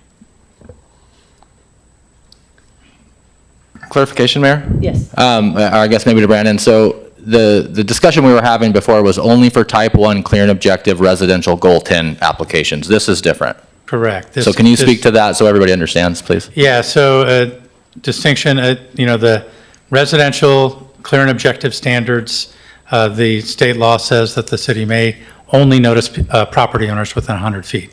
So we were looking at changing our regular 200 feet notice to 100 feet for those type 1 applications. We also received type 1 planning applications for that may be something that isn't a clear and objective housing, like an application to do a traveler's accommodation. And so currently we send out a 200-foot notice for that. It's not a housing application, but it is a type 1. So in that scenario, the initial ordinance presented before you would have changed it also to 100 feet for consistency with the housing standard. But again, if council ultimately eliminates notice requirements for clear and objective housing, we're still looking at that section of code. Should it be modified to 100 as proposed, it would no longer be for consistency, or should 200 feet be retained? Okay. So let's have that discussion and see if we have a general thought from the council or unified? I'll lead, Mayor. Yeah, I think that the state language is pretty clear about needed housing, and I would be okay with the 100-foot recommendation for the retaining notices outside of clear and objective type 1 housing applications. Okay, other thoughts? Anyone else? Agree? For me, 100 or 200 doesn't really matter. As long as it's being noticed, I think it's pretty easy to see. And did Councilor Hanson have any? Nope, okay. I don't have anything to add, as long as it's being noticed. Thank you. Okay, great. One more question, Mayor? Yes. Thank you. Brandon, just to clarify that is for discretionary applications, the rest of these. The other type 1 applications aren't held to clear and objective housing standards. So Thank you. it would be discretionary. Yeah, thank you. And that's a big difference. Yeah. Okay, we'll keep going. So I wanted to note that Ordinance 3307 deviates from the requirements of Senate Bill 974. The requirements of 974 say that we also cannot require legislative hearings for zone changes or annexations, zone changes specifically. However, Oregon statute also requires that any legislative action be adopted by ordinance, and that ordinances are required to have public hearings. So we saw a inconsistency between state law and the measure in 974. And as such, I wanted to clarify that we will be, the ordinance presented before you does not change our hearing process for a zone change, even if it's a residential zone change, to increase density in residential. However, if through rulemaking, if they establish a clear directive through the state, we may be coming back to amend that section of code to align, if they can correct that discrepancy. And this is something we talked about with the Planning Commission and the City Council at study sessions, and the Planning Commission was amenable to leaving this out at this point. And we're also communicating that to the state. Yeah. Yes. Okay. So that's really my final slide, and have left it on a potential motion that does have in brackets there, or as amended to include, should the council have amendments to what's presented before you this evening. Great. One thing I would like to do, Brandon, is you identified an amendment to SB 974, the 18.2.5.100, the 5A, where you were recommending that we remove the phrase "which may be provided within the unit or as shared facilities." It's for the SROs, the single room occupancies. Yeah. We didn't go around the council on this one. I wanted us to go ahead and do that, and then we can orient a potential motion after we hear from the public. Are there any concerns with striking this language? Councilor Bloom. Not a concern, but I want to just kind of better understand this, because I'm thinking about this in the context of our in-house community. And if we were to, kind of develop a bunch of SROs, would we want to restrict ourselves that they have to have certain, or does this restrict that there has to be certain facilities? Like, how do we make it? State law stipulates that if it's an SRO, it has to have access to both sanitation and kitchen facilities, and that one of them has to be shared. So Okay. they could all have their own kitchen and share a bathroom, or they could all have their own bathroom and share a kitchen, and that would constitute a single room occupancy. Okay. Councilor Kaplan? I mean, there's a third option, Brandon, I think. They could share both the bathroom and the kitchen. I believe so, and that's back to a roommate situation.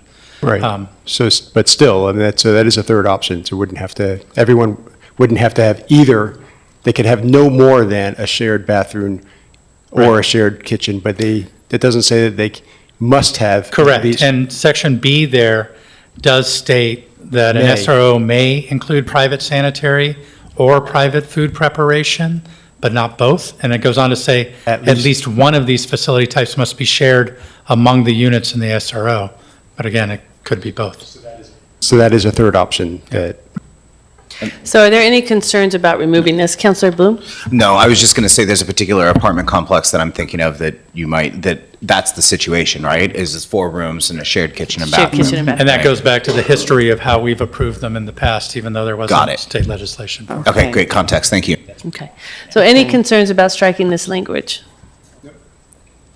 Okay. All right. Brandon, if you could take us back to your final slide, and I will open the public hearing. Alyssa, has anyone else signed up to speak with us? Okay, we have one speaker this evening on this topic. Kate Hartzell, you'll have 3 minutes at the podium. Please tell us your name, the city in which you reside, and the same instructions follow from earlier today. Thanks, Thank Kate you. Hartzell. I live in Ashland.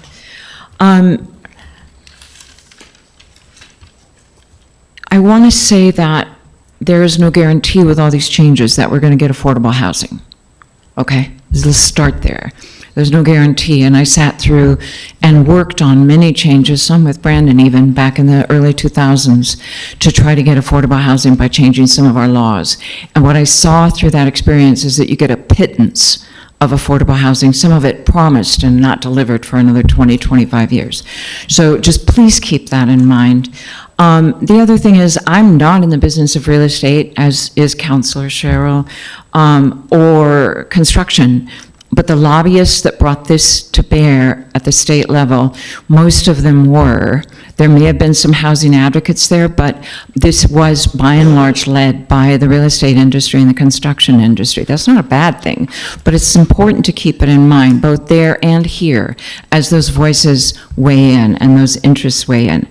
I want to say citizens, in my experience, citizens are not checking the GIS maps at the ComDev website every month to find out if there's going to be a planning action in their neighborhood or the next neighborhood over. It's just not happening. The fact that this came to bear was just because it was on tonight's agenda. I try to pay attention. I didn't see this coming through the Planning Commission.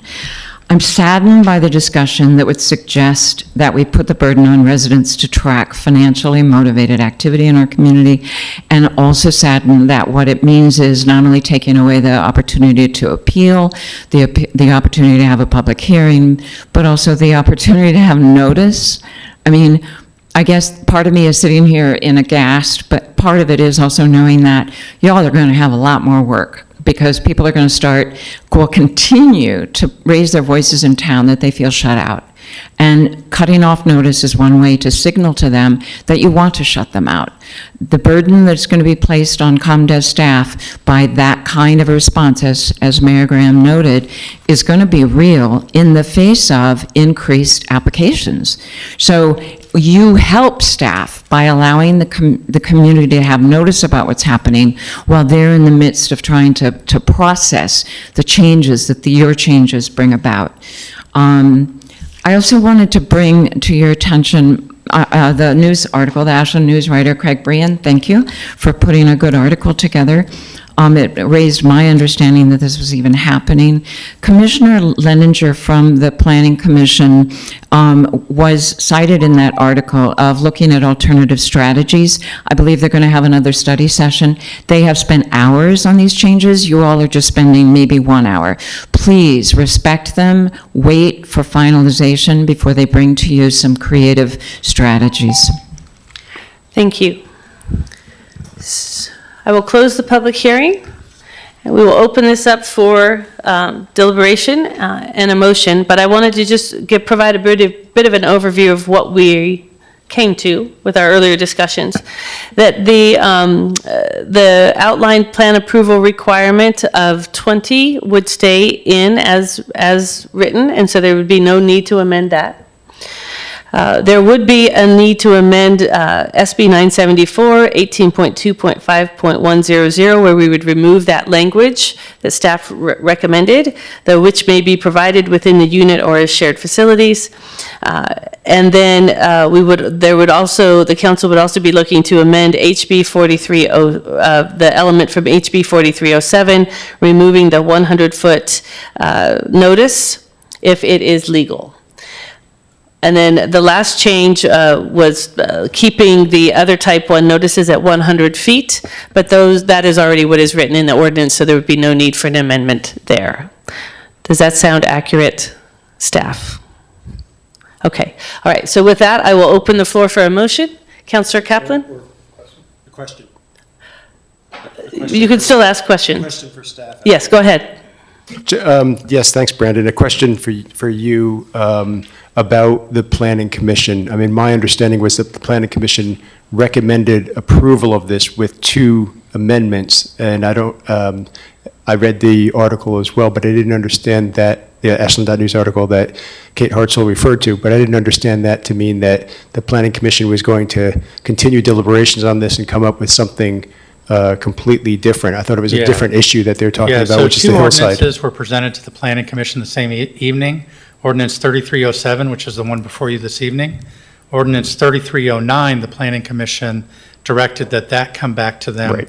for further review at their next meeting, and that is scheduled to come to you for first reading on September 15th. Okay. So they are concluded in their review of Ordinance 3307 before you this Okay, evening. thanks, Brandon. Great. Councillor Dale? Thank you, Mayor. Just a quick question, if you wouldn't mind, Brandon. So looking at that, I believe it's the 18.5.1.050 B6, which is the clear and objective 100 feet. Because there's a paragraph for the 100 feet that we were talking about that the mayor was mentioning and you were too, which was the standard 100 feet notice. And then there was the specific paragraph, I'm seeing it as B6, but please feel free to correct me. And it's on page 8 of 11 of the ordinance in the packet. And I'll just continue because I know you have it memorized. So the section B6 is the just new paragraph that starts with housing applications subject to clear and objective standards. And then it has notwithstanding, and that's the 100 feet that we were talking about earlier. But the last sentence at the end of that new paragraph says, this subsection does not apply to an application reviewed under discretionary approval criteria at the election of the applicant pursuant to ORS 197A 403. Can you explain to me what that sentence means? I'm going to ask Derek if he can, having drafted it initially. I think in large part because we modified the section B1C that said owners of records property within 200 feet. We modified it to 100 feet. It makes section 6 somewhat redundant. But in the case when it was initially drafted, if the 200 feet was retained, we would need section 6 to carve out for housing applications. Got it. So this subsection does not apply to application reviewed under discretionary approval criteria at the election of the applicant.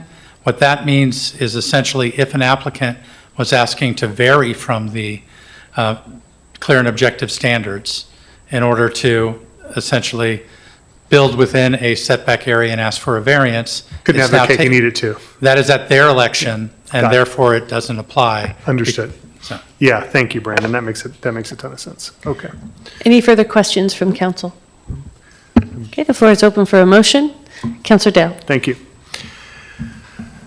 I move to approve first reading of ordinance number 3307, an ordinance relating to supporting housing production through streamlined review of residential development applications, implementing Senate Bill 974, 2025, House Bill 2138, 2025, and House Bill 4037, 2026, amending AMC 18.2.2.030, AMC 18.2.5.090, AMC 18.3.4.040, AMC 18.3.5.050, AMC 18.3.5.100, AMC 18.3.9.040, AMC 18.5.1.010, AMC 18.5.1.050,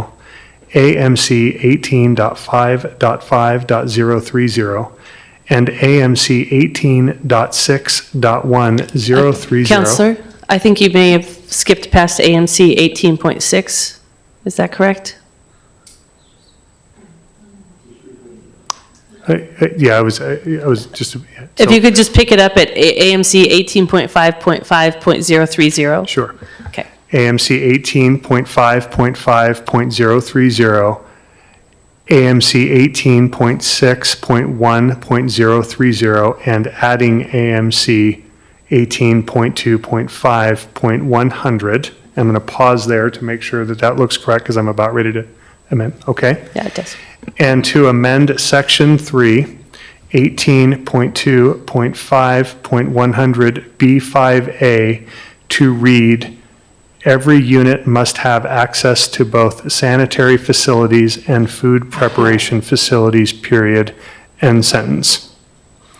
And also to delete 18.5.1.050 B6 and schedule second reading for September 15th, 2026. Second. Councilor Dale? Thank you, Mayor. I want everyone to know that I heard all of the discussion here, and I take it extremely seriously.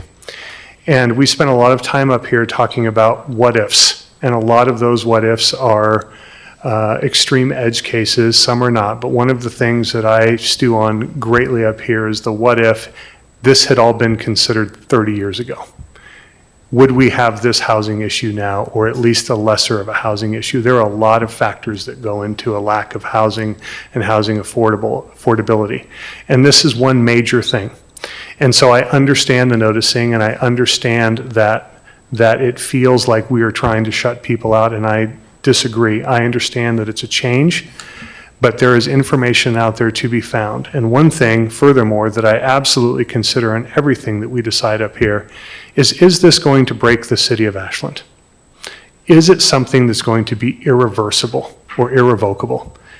And I am willing, and I don't think so with these amendments and changes. I think this is something that can be easily fixed and added back in 100 feet or even 200 feet based on what comes back from this. We can fix this. We have an anemic 0.2 growth year over year, if that. No one's building, 500 square miles of subdivisions anytime soon. This is going to go very, very slowly, but this is a chance for us to take a temperature and see if this works and see what it does without having to break something that we can't fix with the proper amount of feedback. This is a very minor change relative to what we can put back. And that's why I'm interested in moving forward with this. Thank you. Councilor Bloom? Very well said. I agree with everything. All that I would add is that this maybe is an over-rotation by the state. Time will tell. We'll see how this plays out. As Councilor Dale said, changes, not only some changes can be made by us, but changes can be made at the state level as well. But we have to understand what brought us here, and that over-rotation possibly is a response to decades of NIMBY attitudes in this state towards housing that has kept a lot of people out.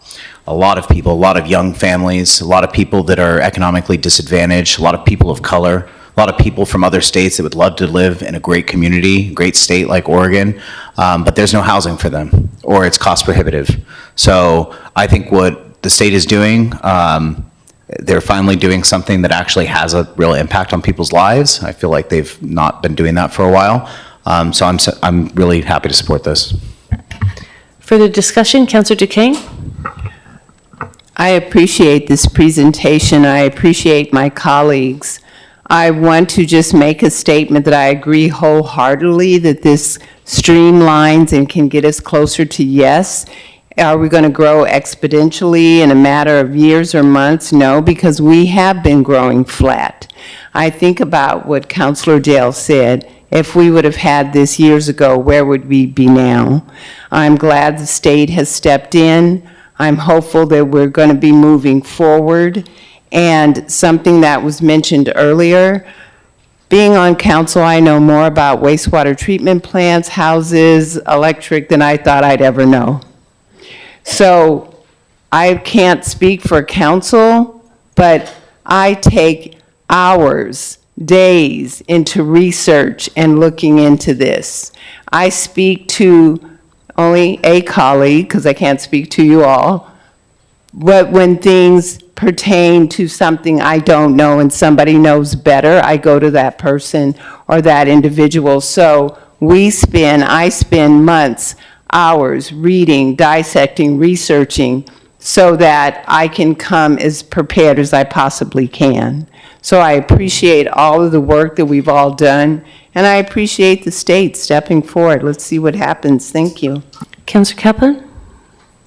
Yeah, thanks, Mayor. I also want to recognize the work that the state has done to mandate, to require cities like ours to simplify our zoning. I think that, as other speakers have said before me, I think that's, it's been necessary, and maybe it's overdue, could be overdue. So I think that we benefit from strong action by the state to force cities like ours to make some changes. And we've made lots of changes in the last 3 or 4 years. We've, the middle housing changes, the climate-friendly and equitable areas. I'm proud of all of those things that we've implemented in response to the state mandates. And this is just another one of them.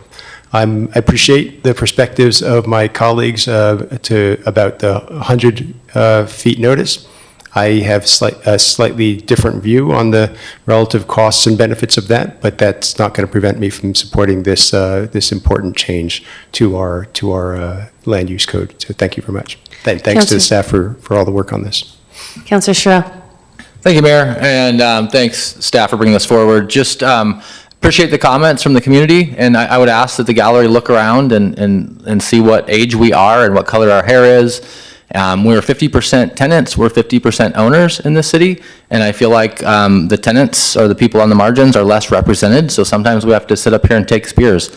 And I wish I only spent an hour on this, and I wish that the bureaucrats just pushed it through at the state, but that's not the case. The states realized that years and years of exclusionary zoning have been a problem. In 2019, we eliminated single-family zoning in our state, and we continue to take massive steps to take action. I mean, Emily said it really good. Actionable steps. This is one of those. And the state is asking practitioners, people with boots on their feet, how can we do this better? And there's a lag effect, and we're finally getting there. And to see our staff work so hard at this, and I feel the heartburn from the community members, these are big changes.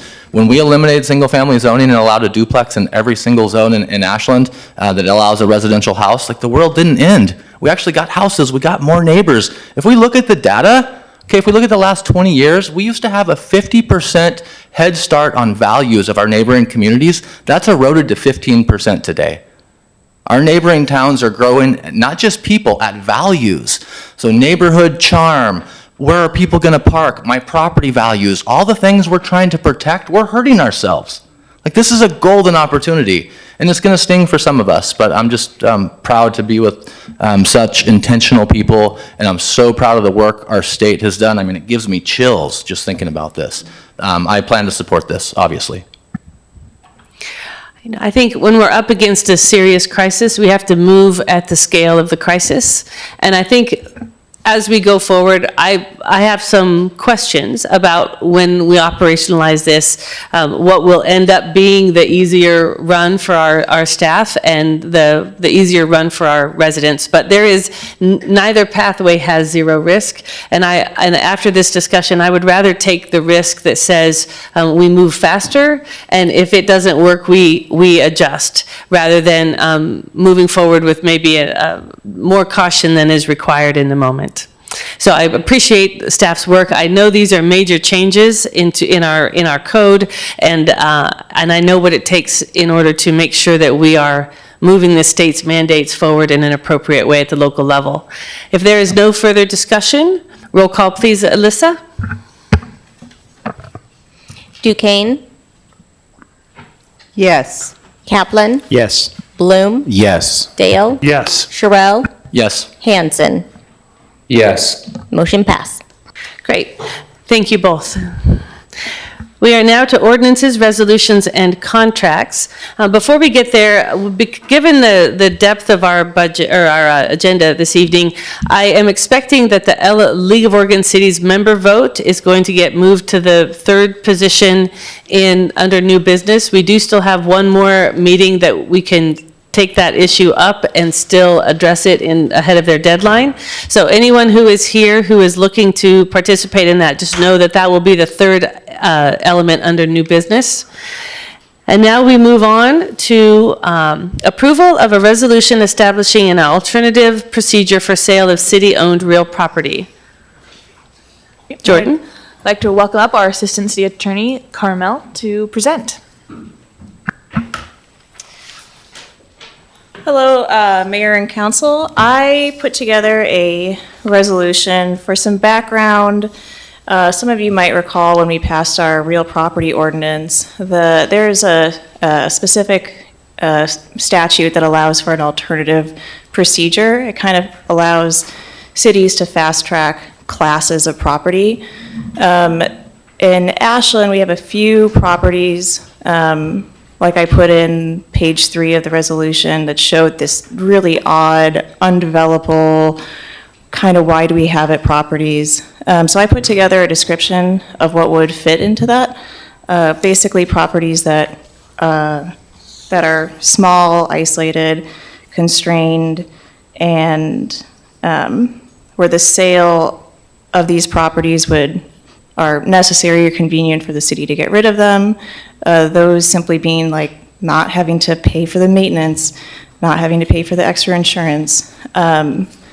So anything that's under this class of properties would come back to the council, and you would see each property that you would evaluate, yes, that this is in that class of properties, and after that, then it would go to the city manager to then engage in a sale and whatever looks like in the best interest of the city.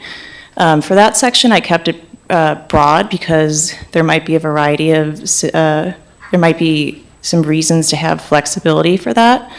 Maybe there's an adjacent landowner, and you'll see an example with chances with the next staff proposal where it's like, well, hey, we're gonna have this exchange where we need to have a little property so that we can expand a window. And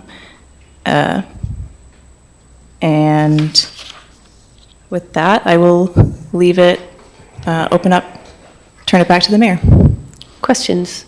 Councilor Dale? Just a very quick question, Carmel, thank you for this. This all looks pretty much in scope, but just looking at the resolution in section 1, subsection 1, where it just says the property is small, isolated, and so forth, and I understand keeping it broad for flexibility, but can you just, for the sake of just allowing people to visualize, myself to visualize, what's kind of the reasonable definition of small? I mean, I don't have one. I mean, I would say that it would come back to, I mean, like feet, I not guess acres to, kind of I guess thing, to be, I guess to point to a specific example, I would point you to the examples that were in the resolution. Yeah, okay. The square footage would just, I mean, Yeah, be. we're talking feet, not acres kind of a thing is what you're Yes. saying? Yeah, Yeah. okay, good. And- I just wanted that on the record there. Yeah, and to reiterate, I mean, say there was some scenario where staff thought this is small, isolated, constrained parcel, it would go to the council, and you could, at that point, be like, look at each individual property and think, oh, no, that one doesn't count. Let's do it the whole, like, more intensive notice process. That's fair. I appreciate you clarifying that. That's Yeah. great. A quick follow-up to that. In the council packet, it talked about being undevelopable, right? That would be the boundary. Is that maybe an adjective that could be useful here to kind of move alongside the small piece of this? Yeah, certainly, and that was something I definitely, was a goal of mine to describe for how really isolated this resolution would be. But I don't believe I put that in there. I don't see it. I see small, isolated, or otherwise constrained parcels. So, I mean, undevelopable could be one of those things that kind of encaps the small or the size piece. Yeah. Other questions of staff? Okay. The floor is open for a motion. Councilor Blue? I move to approve Resolution 2026-23 and to include the word undevelopable. Second. Councilor Bloom? Thank you. Sounds like we could have used this 2 weeks ago when we did the Briscoe thing. Here we are. Thank you. Councilor Dale? Appreciate it, Carmel. Thanks, legal staff. Further discussion? Roll call, please, Alyssa. Sherrill, Yes. Hanson, Yes. Duquesne, Yes. Kaplan, Yes. Bloom, Yes. Dale. Yes. Motion passed. Thank you. We are now to approval of a resolution authorizing a property line adjustment adjacent to 51 Winburn Way. Jordan? Great, and we will welcome up Deputy Director of Public Works, Chance Metcalf, who will present something in line with the resolution that was just adopted.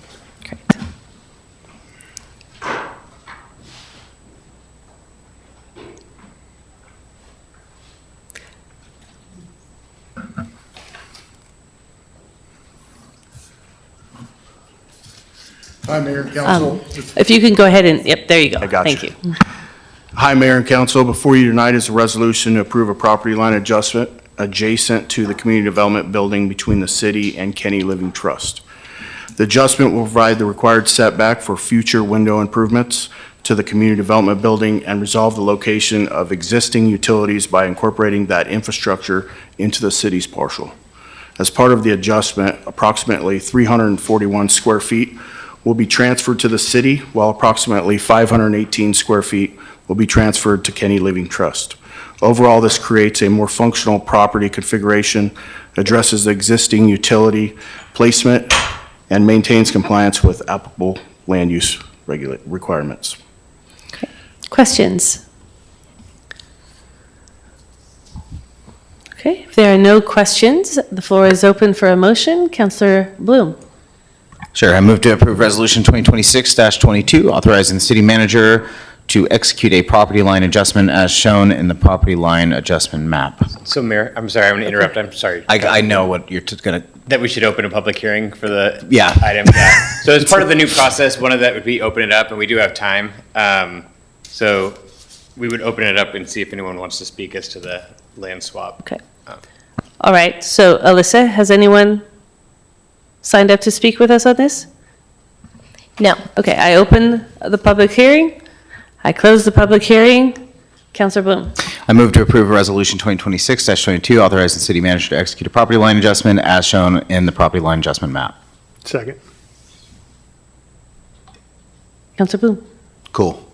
Thanks. Councilor Dale. Small property, right, Chance? I'm just kidding.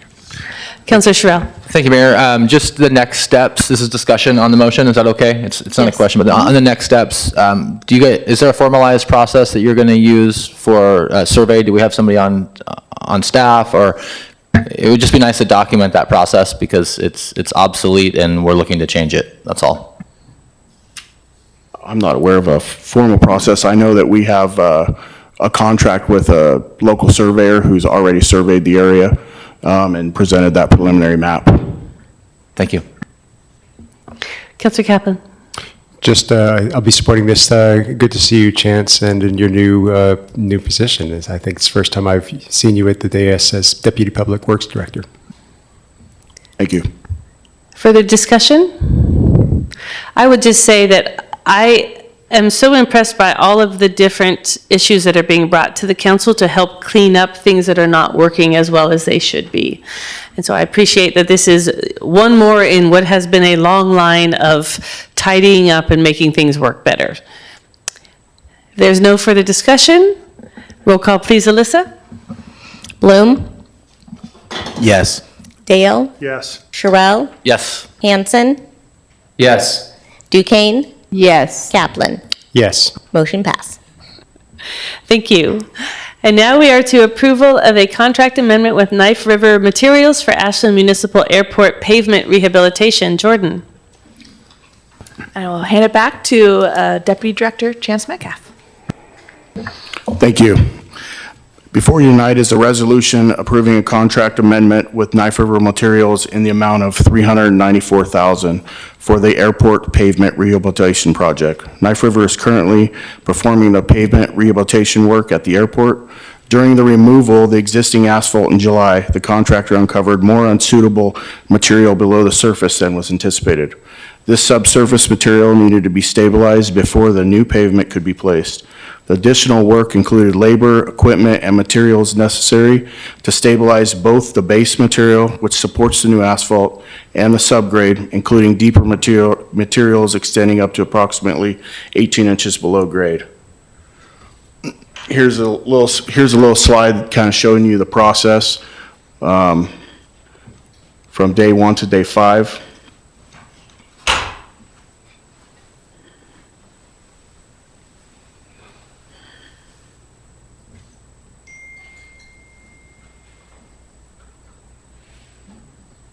Go to the next one. From a funding standpoint, 90% of this 394,000 contract amendment, or approximately $354,600 will be funded through the FAA's Airport Improvement Program. The state's Critical Organ Airport Relief or CORE program may provide an additional 9%, which is approximately $35,460. The airport has sufficient revenue to cover the remaining city match.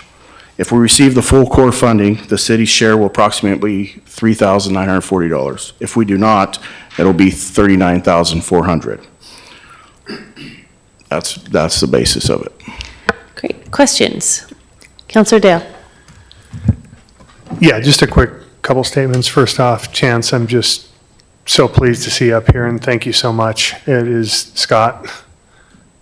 I'm just so incredibly impressed, and you've known that for years, and thank you for all that you're doing out there, and we see it. And I want you to go back one slide just for a second before I ask my question, and I just want to linger on the fact that this is the kind of work that you and the Public Works Department has done. That's day 1 to day 5. That is project management at its best right there. So I just wanted to say thank you very much for that. Go forward one slide, please. I just want to make sure, kind of for the record here, that when you say the city, we're talking about the special revenue fund that is the airport fund, which has its restricted funds. So this doesn't come from anywhere else.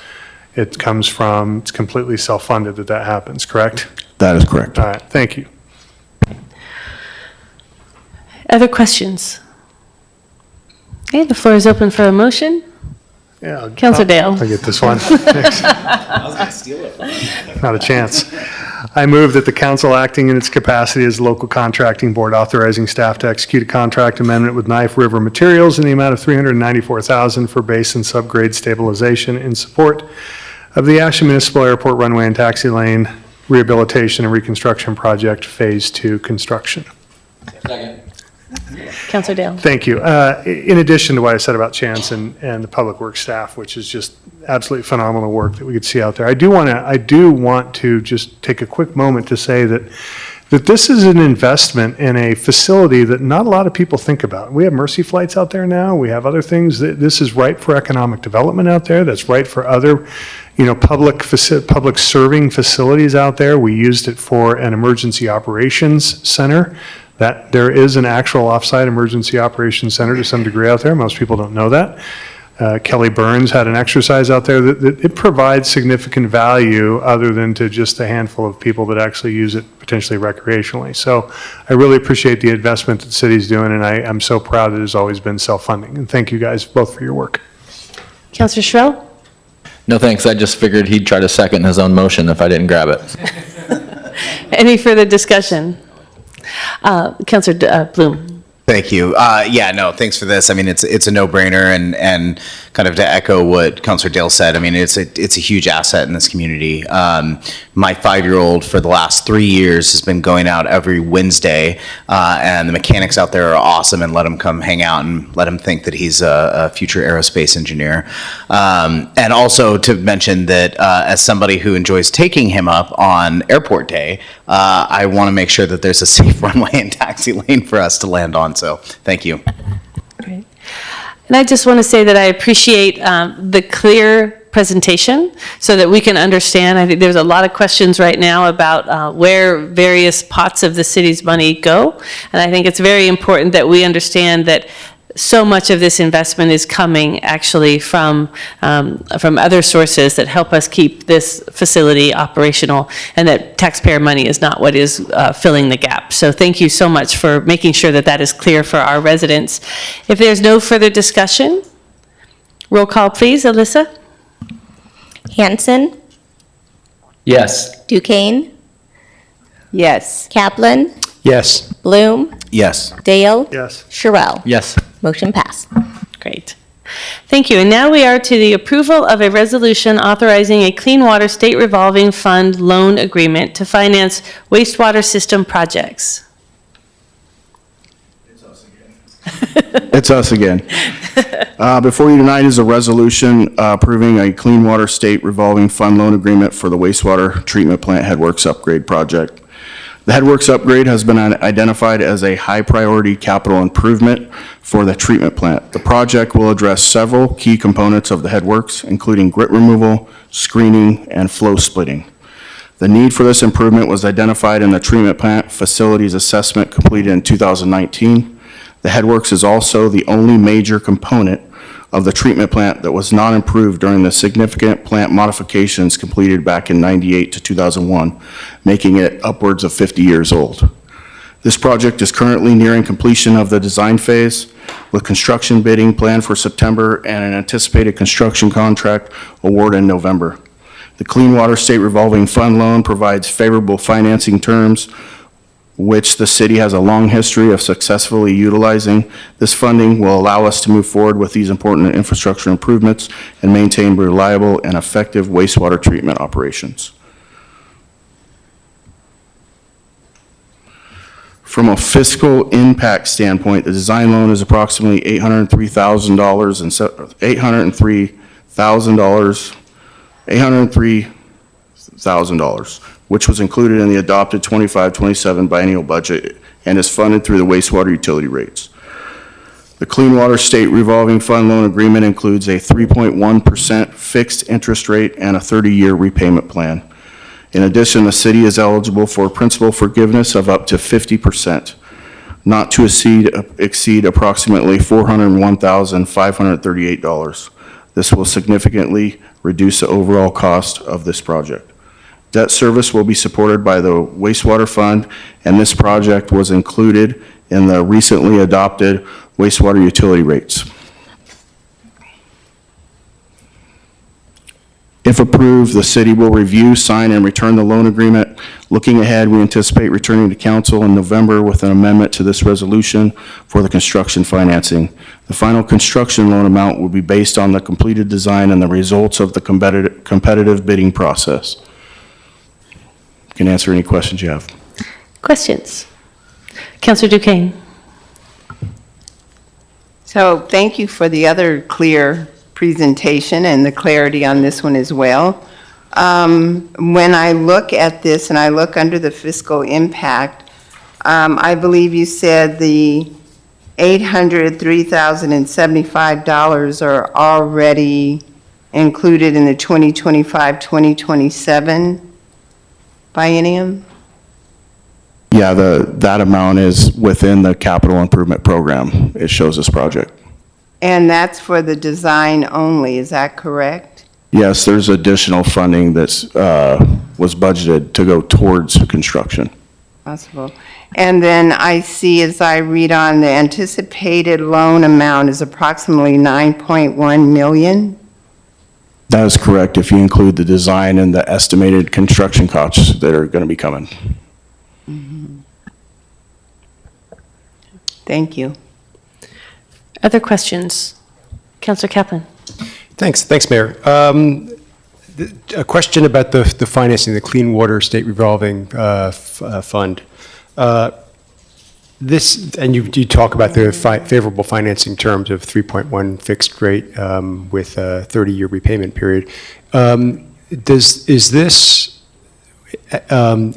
My recollection is that this funding source is backed by federal sources, so is there a potential change in funding terms, or would this actually lock in those funding terms? Those terms would be locked in. The loan agreement was attached, so it's fixed in there. It's fixed. Okay, even if This wouldn't be like the one we previously dealt with the bond sale. So this would be your fixed term portion. And sometimes it's a mixture of federal and state funds. Sometimes it's all federal, sometimes it's state. It just depends on how the timing of project delivery and expense and reimbursement goes on the state side. And that works both for the water and wastewater state revolving funds. And then for construction financing, when do we expect construction financing to come back? When do we, a construction project? We're actually almost complete with design. Our plan is to release for bids September 8th, so we would be expecting bids October 8th, and that's when we review. Okay, thanks. Councilor Duquesne. I just wanted, I believe you mentioned earlier that the hike in the utility rate, the wastewater fee is going towards this. Is that correct? This project, as in its entirety, was included in that. Okay. And something that it's my understanding, when reading through the packet, that this is, I guess, the oldest part of it and needs to be repaired. But looking at a 30-year loan and looking at the cost of this, I'm just trying to figure out other ways that we would not have to take this amount of money at this time. And something that was mentioned, it's federal. Federal right now, in my opinion, is very shaky, but I think that if I remember correctly, the Imperative property is surplus to sale. And the sale of that property goes back towards the wastewater, is that correct? Wastewater treatment? That's still to be totally determined by the council upon divestment of the property itself. I know, but There it's isn't a at council portion discretion. that has to go back to the wastewater fund at a bare minimum because it was purchased under that utility. Wastewater, yeah. Yes. Okay, thank you. And I will say, when you get these loans, you are put on what they call the intended use plan. And when you are put on the intended use plan, they kind of have an insurance that you are allocated that funding. So they make sure that whatever it is, state or federal funding, that they have enough allocation to reimburse all of the projects that are on that intended use plan. So I wouldn't worry about not getting funding reimbursement against either the design phase or the construction phase for this project. It has a dip. Thank you. Councilor Hanson. Thank you, Mayor.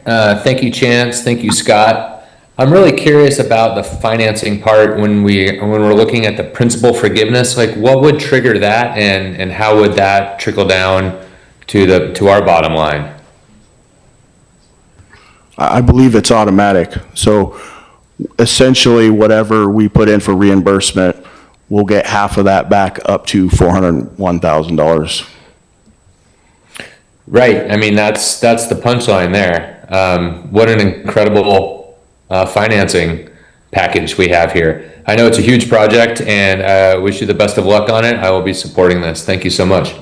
And I will just say that it is an automatic allocation, and we've had a couple of these in the past as well, where we've gotten, interest principal forgiveness, and it's right there at the start of the project. So when you do your reimbursement and you reimburse all of it against that $800,000, they send you the amortization schedule when you finalize it, and it's only for the $400,000 remaining. The other thing that we look at is that when this was modeled for the rate study, the loan was modeled at 5% and that full amount.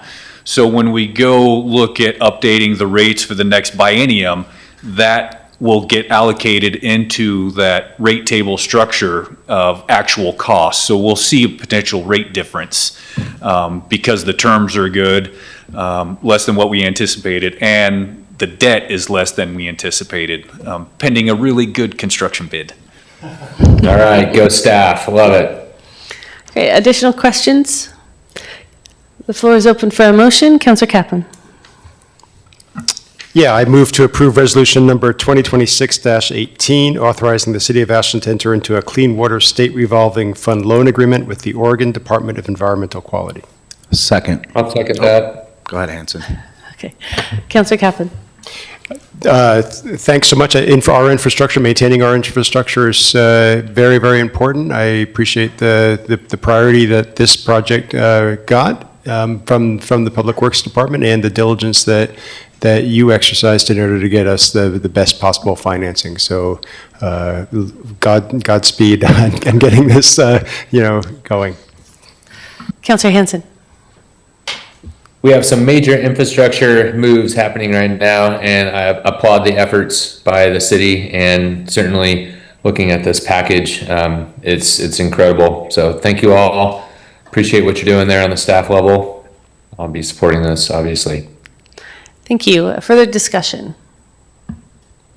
Okay, roll call, please, Alyssa. Duquesne, Yes. Hanson, Yes. Sherrill, Yes. Bale, Yes. Bloom, Yes. Kaplan. Yes. Motion passed. Thank you. We are going to take a short break. We'll be back at 8:15. Thank you, both of you, for taking us through those several issues. And we'll be back at 8:15 by the clock on the right.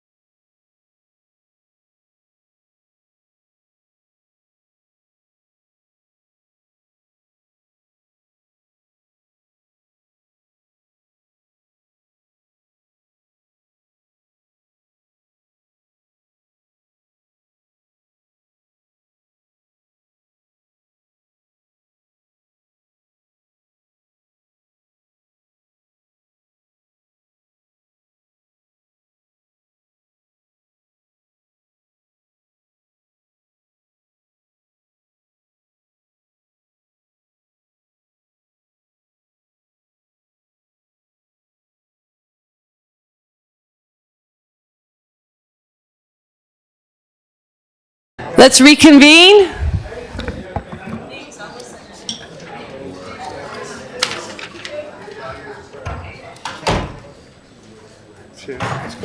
So we are now to the city manager's report.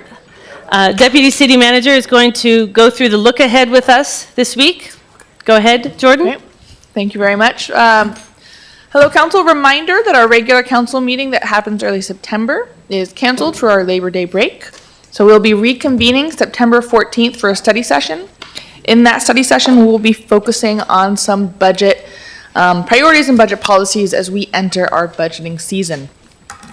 On the 15th, we'll have our business meeting. You can go ahead and check out on the look ahead some of the topics that are there. Additional topics that we are planning on bringing forward will be a grant application for the Regional Infrastructure Fund that was recently released by the state, a discussion about our CWPP implementation, and then anything else that rolls over from tonight. And then I will remind everyone else, September 16th, we then have a workshop for strategic planning that is for City Council to work with our consultant. Very good. Thank you. Councilor Dale? Thanks, Jordan. Just a really quick question. So I know in the past couple of months, we've had a lot of things that that we put into place that we're working on through the next quarter, couple months, weeks. Is everything on track relative to that? Is to the extent that you know? Well, and I will say I'm currently acting in Sabrina's stead. I'm still getting my arms around the full list of projects we're working on, but the mayor and I are meeting next week, and I'm happy to bring forward an update to you all via email on progress on major projects. Perfect. Thank you. Great. Thank you. So we are now to unfinished business, the proposed ordinance around the utility bill fees. This is coming back to council after council has given direction to staff to put it into ordinance form. This is not the first reading of this. This is simply the next discussion of the language in the proposed ordinance. Whatever the council decides to do with it this evening, the plan is to have it come back for first reading in the middle of September at that next meeting. And we don't necessarily need to go through all of the elements of it. Essentially, mostly what staff did was take the language that we had and put it into ordinance form. And so now is the time to have any discussion about any of the timing, and any questions around clarifying any of the elements. So are there any questions about the language in the ordinance at this point? Councilor Bloom. Yeah, thank you. I appreciate this coming forward, and I hope that it passes and then comes to us as soon as possible. The only thing that I kind of want to flag is Section 4. This process does not apply to renewal of a fee following a sunset clause. I personally would like to see that stricken when it comes back for a vote, and if not, I can always just offer an amendment, and we'll see how that lands. But for me, it's pretty straightforward. I think that when you sunset a fee, it is an intentional decision that is being made by a body, and that means that when that fee is sunset, that it is over, and so any renewal of that would be a new fee, as far as I'm concerned. And so I think in keeping with the intention of this, that Section 4 should be removed. And just as a reminder, what this is related to for folks watching at home is any new fee that is collected on the utility bill, or any fee that is increased by more than the consumer price index. So that's what would trigger this particular ordinance to be put into place. Okay. Other questions or clarifications before we have our speaker come up? Councilor Dale. Thank you. Just one question that just kind of sticks with me, and not just with this, but everything, is the one where it says it does not apply to increases adjusting for inflation which do not exceed CPI West. And I just want to maybe get a little bit of clarification, maybe from staff, how this works. I understand automatic increases for inflation.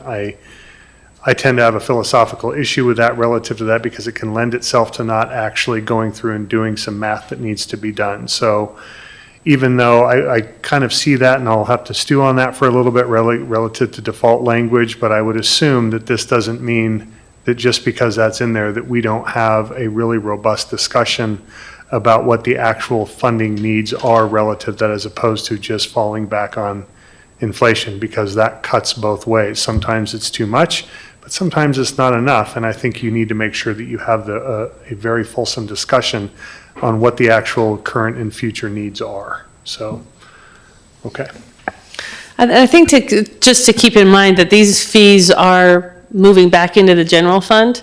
And the general fund typically has a hard time, in terms of the expense line item, staying within the CPI West. Those numbers are jumping higher in the general fund.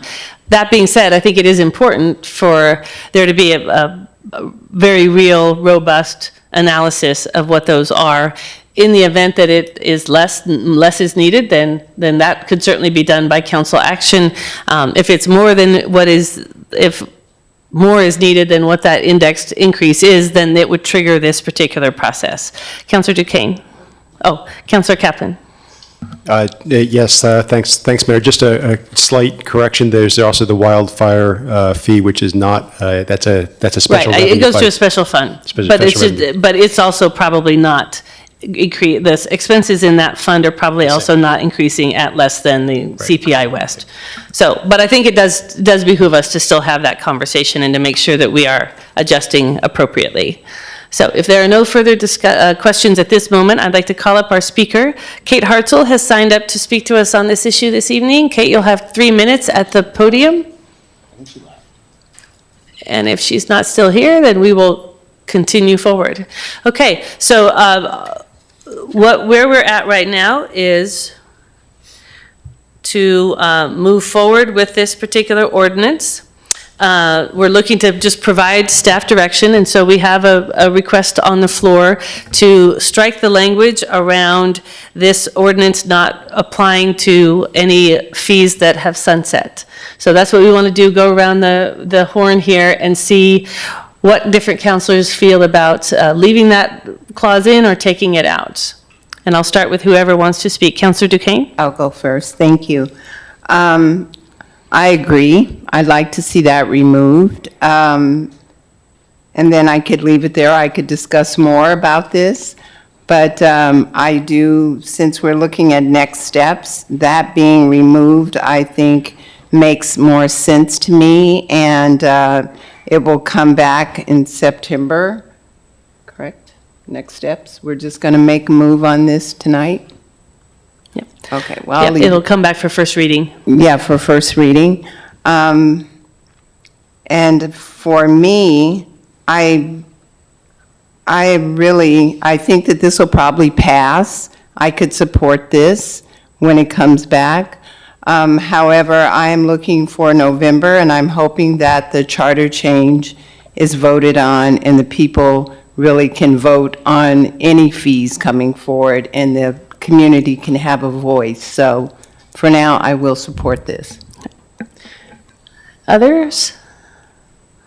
Councilor Dale? Yeah, I would say I'm okay with, I understand what Councilor Bloom's saying. I'm okay with that right now. Given it's just staff direction at this time, I'm okay with striking that. But I'm going to spend some time considering it and just kind of see if I can wrap my head around that and we can adjust as necessary if needed. But I'm okay with moving forward with that this time. Councilor Kaplan? I'm hoping that in a later item on the agenda of this meeting, we'll have direction to remove the sunset of the only fee that is sunsetting, so it will actually be an irrelevant clause and could be removed as well. But depends on what happens here. Mm-hmm. Councilor Hanson? Did you have any comments on that? Yes. Yeah, no, I really don't have anything substantive to add. Thank you, Mayor. Okay, Councilor Sherrill? Yeah, I'm comfortable with this as is, but I'm soft on both sides. Thanks. Okay, so we don't have a real strong direction, but I think the general overall feel is that it would be fine to take it out at this point. And then to Councilor Dale's point, it can also be added back in. This will give us all a bit of time to think about that. So to give staff direction, doesn't require a motion of the council. So unless there's an objection, the staff direction is to come back with this ordinance language, except striking the element that says it does not apply to fees that have a sunset date. Okay, do you need anything else from us? Okay, great, thank you. We are now going to move on to the next agenda item, which is the question around the removal of a sunset date for the parks fee. So this has come forward back to the council from the joint session that we had with the Parks Commission, where we had a pretty deep conversation. They have asked, the Parks Department has asked us to address this question so that they can put their budget together with the information about whether or not that parks fee is still going to exist. Thank you. And so that's why you're seeing it again in relatively quick order. I note that one of the things that is in the council packet, and I'll turn this over to Jordan here in just a moment, is this question around moving to direct staff to return with a resolution removing the sunset date for the park fee. There is another option here, and that is also to direct staff to move forward with the process that's laid out in the ordinance we just discussed. We don't have to wait for an ordinance to be in place in order to move through a public engagement process, and so that is another option that exists for us this evening. Jordan, did you have anything else you wanted to add? Yeah. And I'd like to just provide a little bit larger context of where this discussion is occurring and why it's occurring at this time. Yes, great, thank you. If our goal as a city is to get our ongoing revenues aligned with our ongoing expenses, we are likely going to need to cut somewhere between $1.5 to $2 million annually. These are preliminary numbers. We're still working through finals. We just finished our last fiscal year. So in the coming months, you'll have much clearer pictures of what we're looking at as we head into the next biennium. A big part of the revenue adjustments that we made in this last year were the parks fee. And the parks fee adds $750,000 in revenue annually right now. Over this past year, the Parks Department has made a lot of efforts to reduce their cost beyond what was budgeted. And they have successfully reduced their budget by about $300,000 over what was expected, which has resulted in about $200,000 to savings to the city. That is still a gap of roughly $500,000. And so if the parks fee sunsets, rather than looking at a 1.5 to 2 million annual gap that we will be looking to correct in the next biennium, it'll be increased by roughly 500,000. So a $2 to $2.5 million gap to correct. And so what we're really coming before you all tonight is if you're interested in considering a resolution that would remove that sunset, that would be part of our budgeting. The other activity that will be taking place alongside that is to really start naming some programs out loud where staff are looking at potentially making structural changes to fill that budget gap and make sure our ongoing revenues are in line with our ongoing expenses. And I'm happy to answer any questions I can now, but we'll say more information is forthcoming. Great. Questions? Councilor Sherrill? Thank you, Mayor. Thank you, Jordan. Do we have any evidence right now of what we're already doing, like what actions we've taken are we freezing non-essential positions? Are we not buying any more fleet vehicles? Like, do we have some meat to bring the people? Yes, and I'm looking at the information that was part of the joint study session with our Parks Commission. If not there, I can resend it. We have a chart of all the actions specifically that Parks has taken to reduce costs and how much those cost savings were for each action. We are doing a similar exercise for the rest of the city efforts so that council can see a holistic picture of where we have made efforts. My recommendation, I think the recommendation out of the city manager's office is to get serious about our budget, it's time to make a major structural programmatic change to fix it rather than doing a lot of small changes such as not filling vacancies, reducing professional development, et cetera. That it's time to start talking about programming. Councilor Dale. Thank you. And Jordan, couldn't agree more. I think you nailed it right there with what you said. I do think, though, I'm still confused a little bit. And part of that comes back to our discussion from last Wednesday.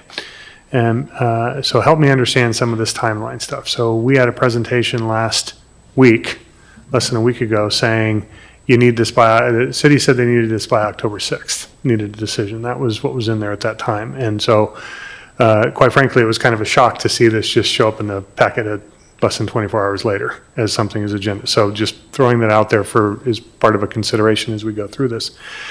The second thing is, again, help me, I misspoke last Wednesday relative to the wildfire, which we were talking about the public safety fee, we were talking about the parks fee, we were talking about the wildfire fee. Now, the resolution for the wildfire fee, as Councilor Kaplan had said, that is a specific wildfire fund that goes into it. Public safety and parks is just going to general fund, and as it was stated last week, that money actually just helps the general fund. There were a couple things that helped me through. Number one is, yes, it adds, it's fungible. I understand $1 can be spent wherever, but I want to make sure that citizens, when they're paying a fee, first off, we said $750,000, and I got to go back in OpenGov and see what it was, but first we indicated that we still had some uncollectibles, but we were budgeting off the full amount, so that was a little bit interesting.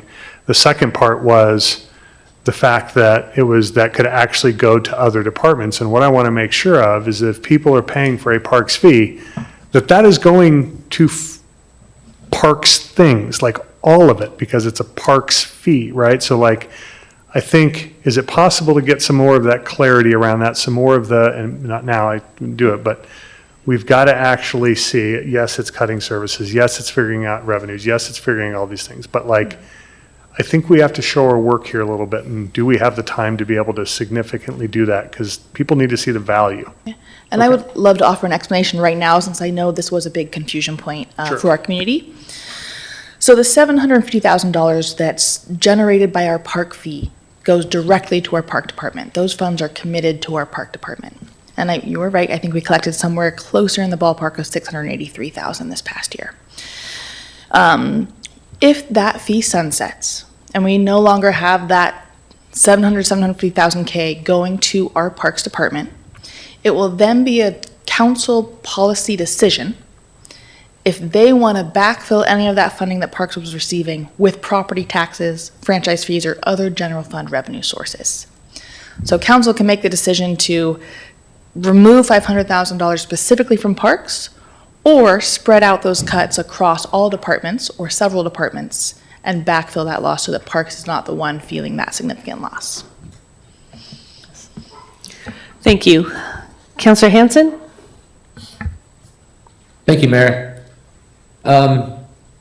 Jordan, would you help us understand, so we're talking about the joint study session that we had with Parks back last week on Wednesday, and one of the questions that was brought up was how do we structure our fees in a more progressive manner? Can we base it on house size or commercial size? And I know that we're switching utility billing, and we're really in a technology lag, to get caught back up so we can make some of these moves more nimbly. Is there a path forward to restructuring our fees on a more progressive policy right now, or is that something that we have to wait for until some of these upgrades are made?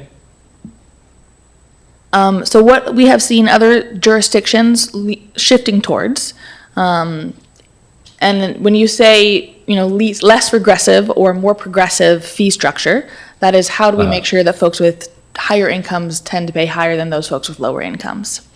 The different rates we have seen is by doing it by square footage. So people with bigger homes pay bigger fees, for example, or building type, where a commercial property is paying differently than a single-family residential, which is paying differently than an apartment building. We are not capable with our current technology to apply a square footage-based fee. We will be when we purchase and implement a new utility billing software. But right now, that's not information that we have on file with our older, potentially archaic system. There's other routes other communities go around doing low-income fee waivers for people who are participating in their low-income utility billing programs. So there's definitely routes that we could take in the intermediary period to try to alleviate some of that cost burden on some of our households. Well, that's really interesting. I have a follow-up, if that's okay, Mayor. Yes. I'm curious, Jordan, why aren't we talking about increasing the public safety fee as well? I mean, we have a major challenge ahead of us in terms of, restructuring our services if we need to meet this budgetary deficit, and also generate revenue on several different fronts if we can to help get us back in line. Are we going to be seeing the public safety fee come back to us, or is that on our radar at all? Because I certainly would be in favor of talking about both of those, since one seems to be on the chopping block. I'm wondering when the next one is going to come up. Yeah, so we're specifically discussing the parks fee because the parks fee is the only fee currently with a sunset date. And so it is I would say, only time-sensitive fee at this point because of that sunset.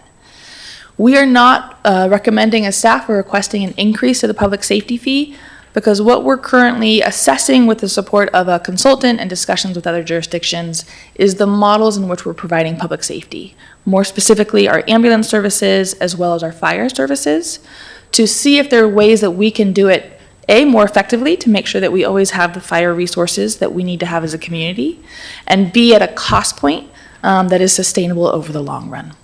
And so we are waiting for the results of those analyses to really understand what our level of need is to help support those programs under various different scenarios.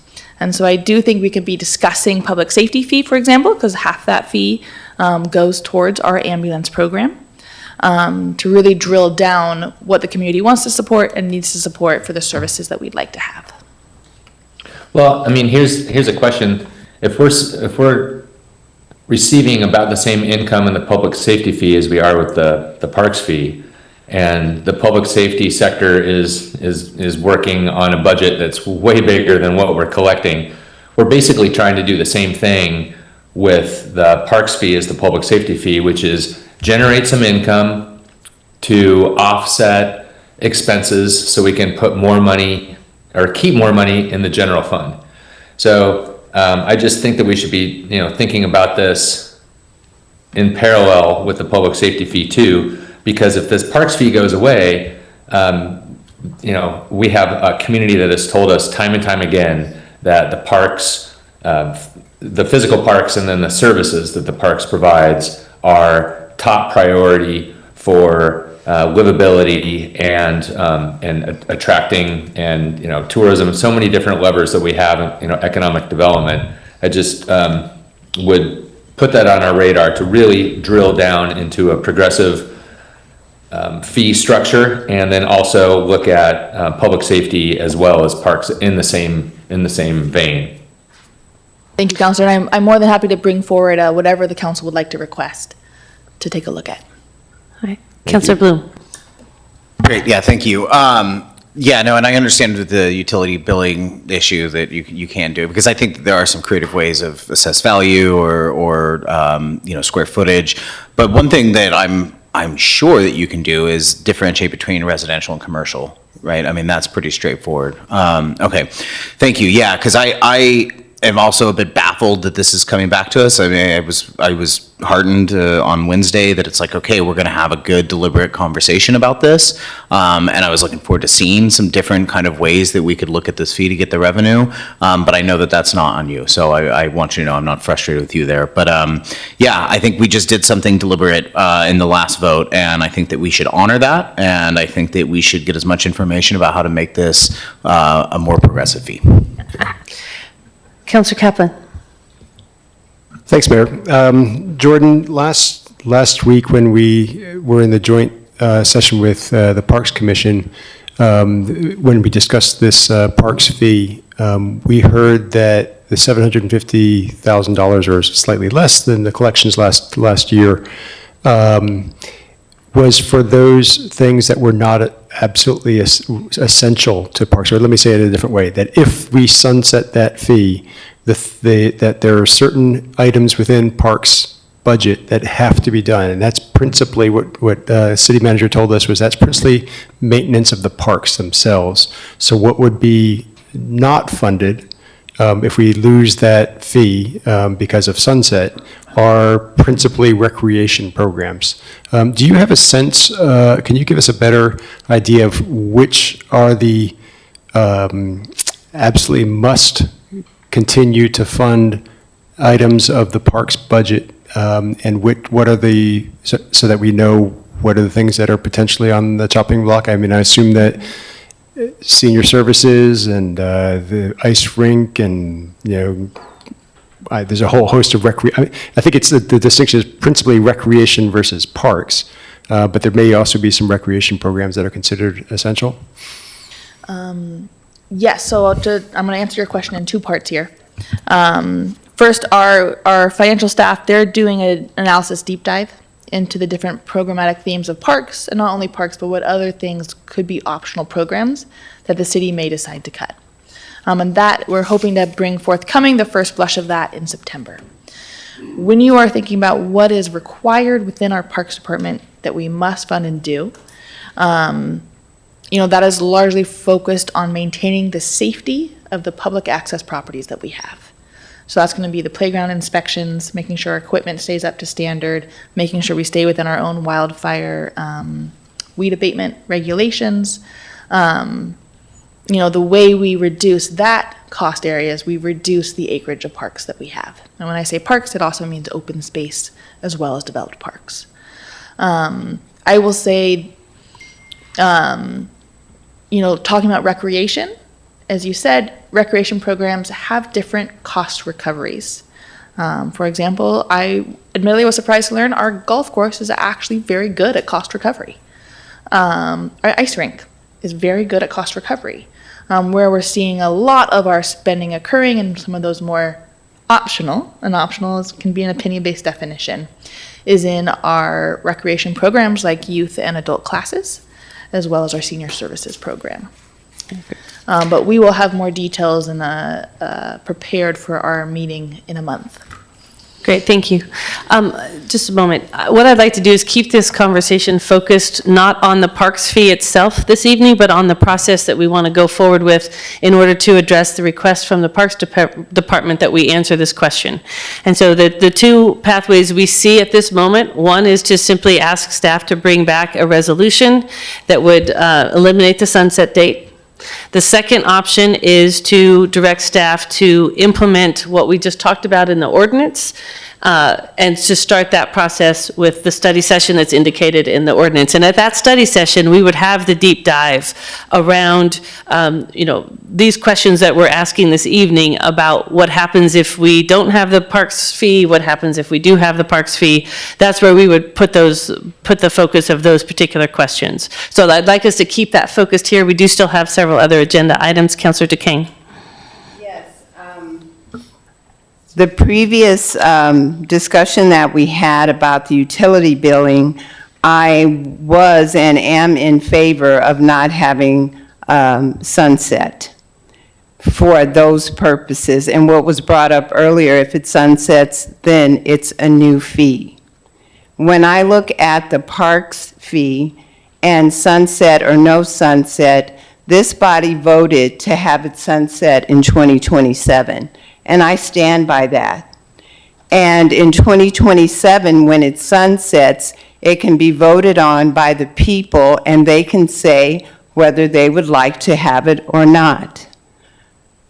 And I can leave it there for now, or I can give explanations as to why I am totally against taking away the sunset date.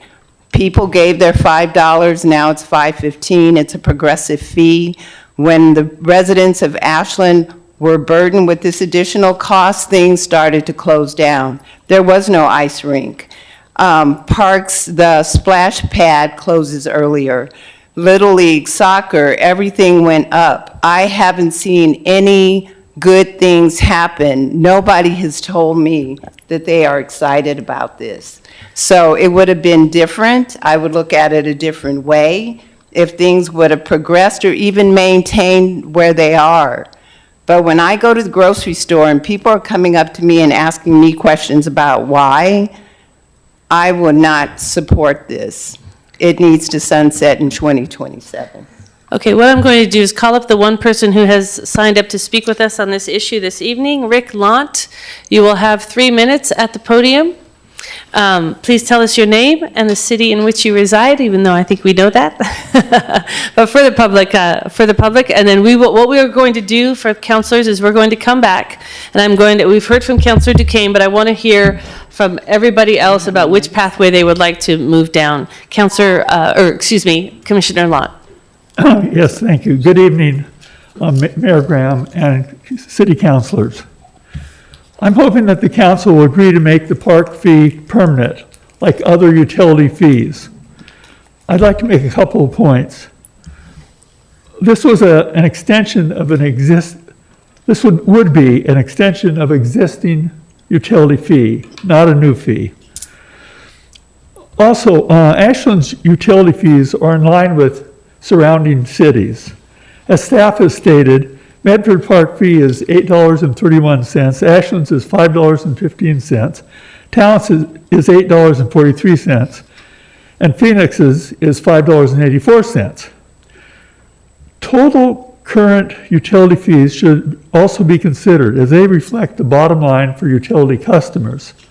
In round numbers, total utility fees, excluding water and sewer, are $45 for Medford, $37 for Ashland, and $22 for Talent, and $15 for Phoenix.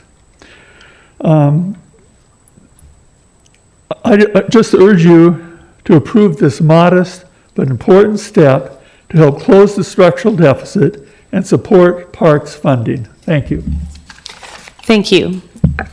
Okay, now what I'd like to do is hear from each counselor. Again, we've heard from Councilor Duquesne about which pathway you would like to see us go forward to answer this question from the Parks Department.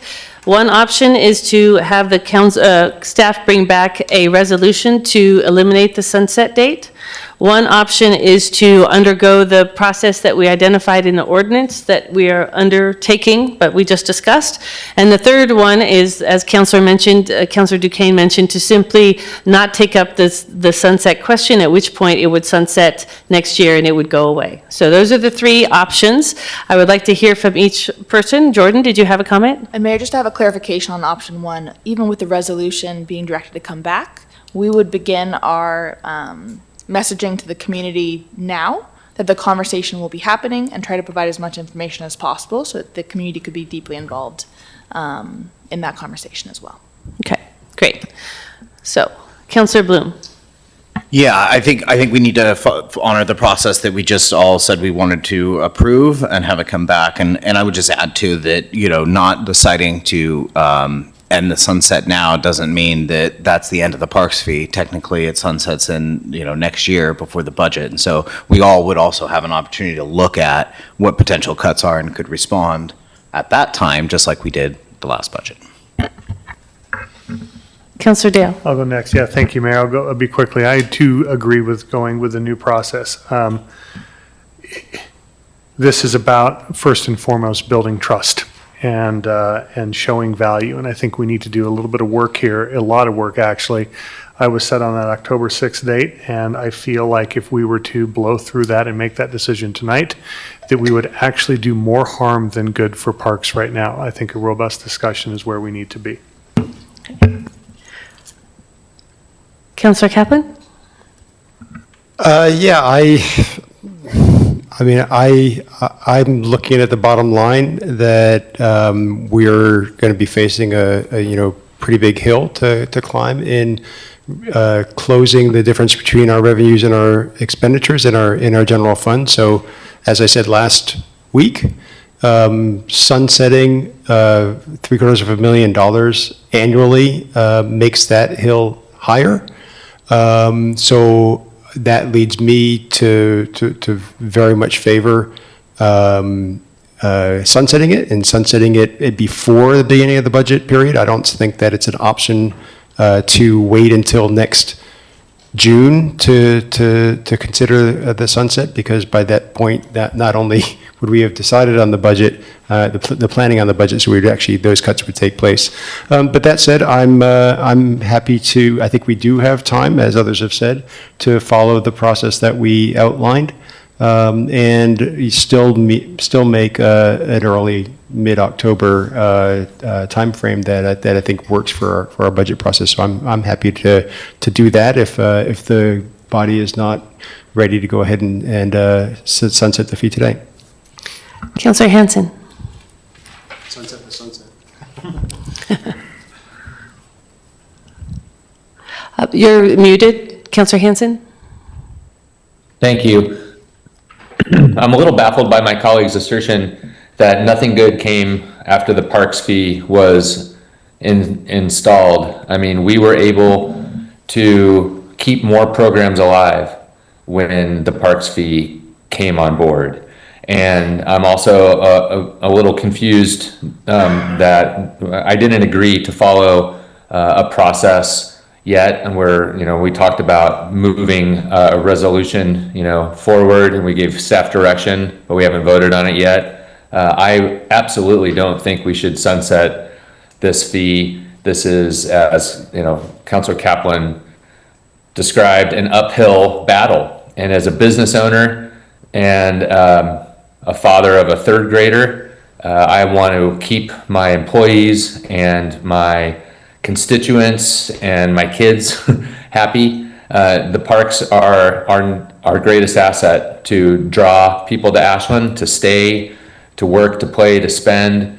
And I would just be horrified if, come around 2027, we had to dig deeper into cuts, and we would really get a response from the public that I think would be way overwhelming. I mean, I agree that we have a process that's going forward here, and if we come to a crossroads where we are voting on fees as a community, that's the will of the people, and I get that, but we're not there yet. And I think we would be doing a huge disservice if we were to sunset this fee. I also think that we should be looking at increasing, as I said earlier, the public safety fee as well as the parks fee to be in line with our neighbors and what we need. And when the opportunity arrives, we switch early and often to a more progressive fee structure that burdens higher income people with more. And I love Jordan's idea of a low income waiver. Those are all things that I think we need to put on the table and work for, but I absolutely will be supporting the extension of this fee. So, Councilor Hanson, in terms of that, are you looking at just having a resolution brought back to council, or are you in support of undertaking the process that we identified in the ordinance in the previous agenda item?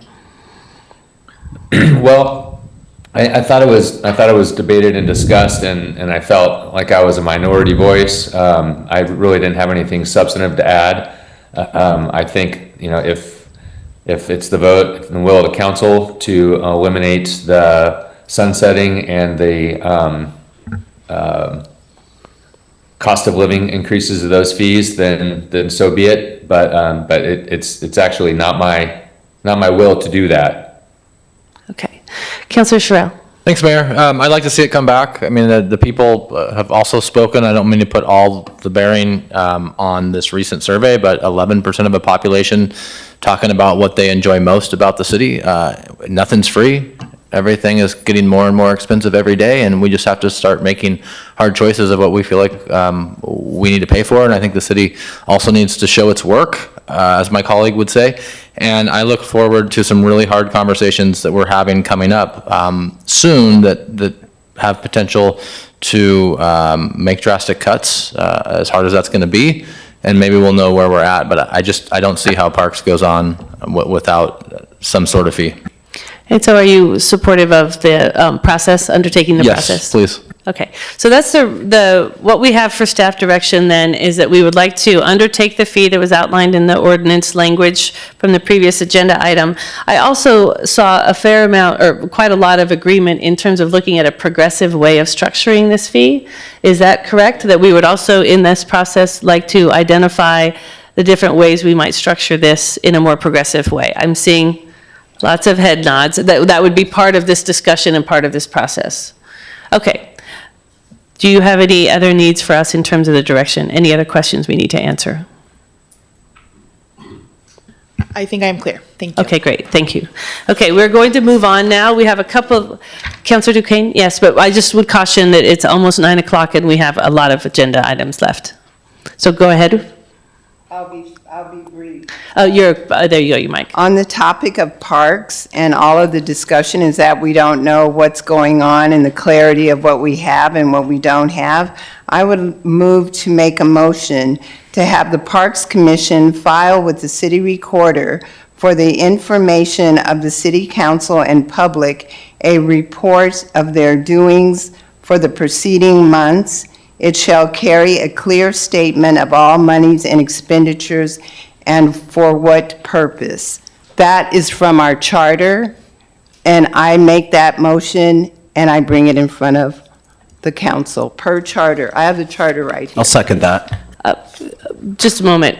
Johan, this is not an agenda item that has been, It's not, I mean, you can add it in the, pardon me? she can move to add an agenda item to direct, I'm not entirely sure I heard the whole thing, but.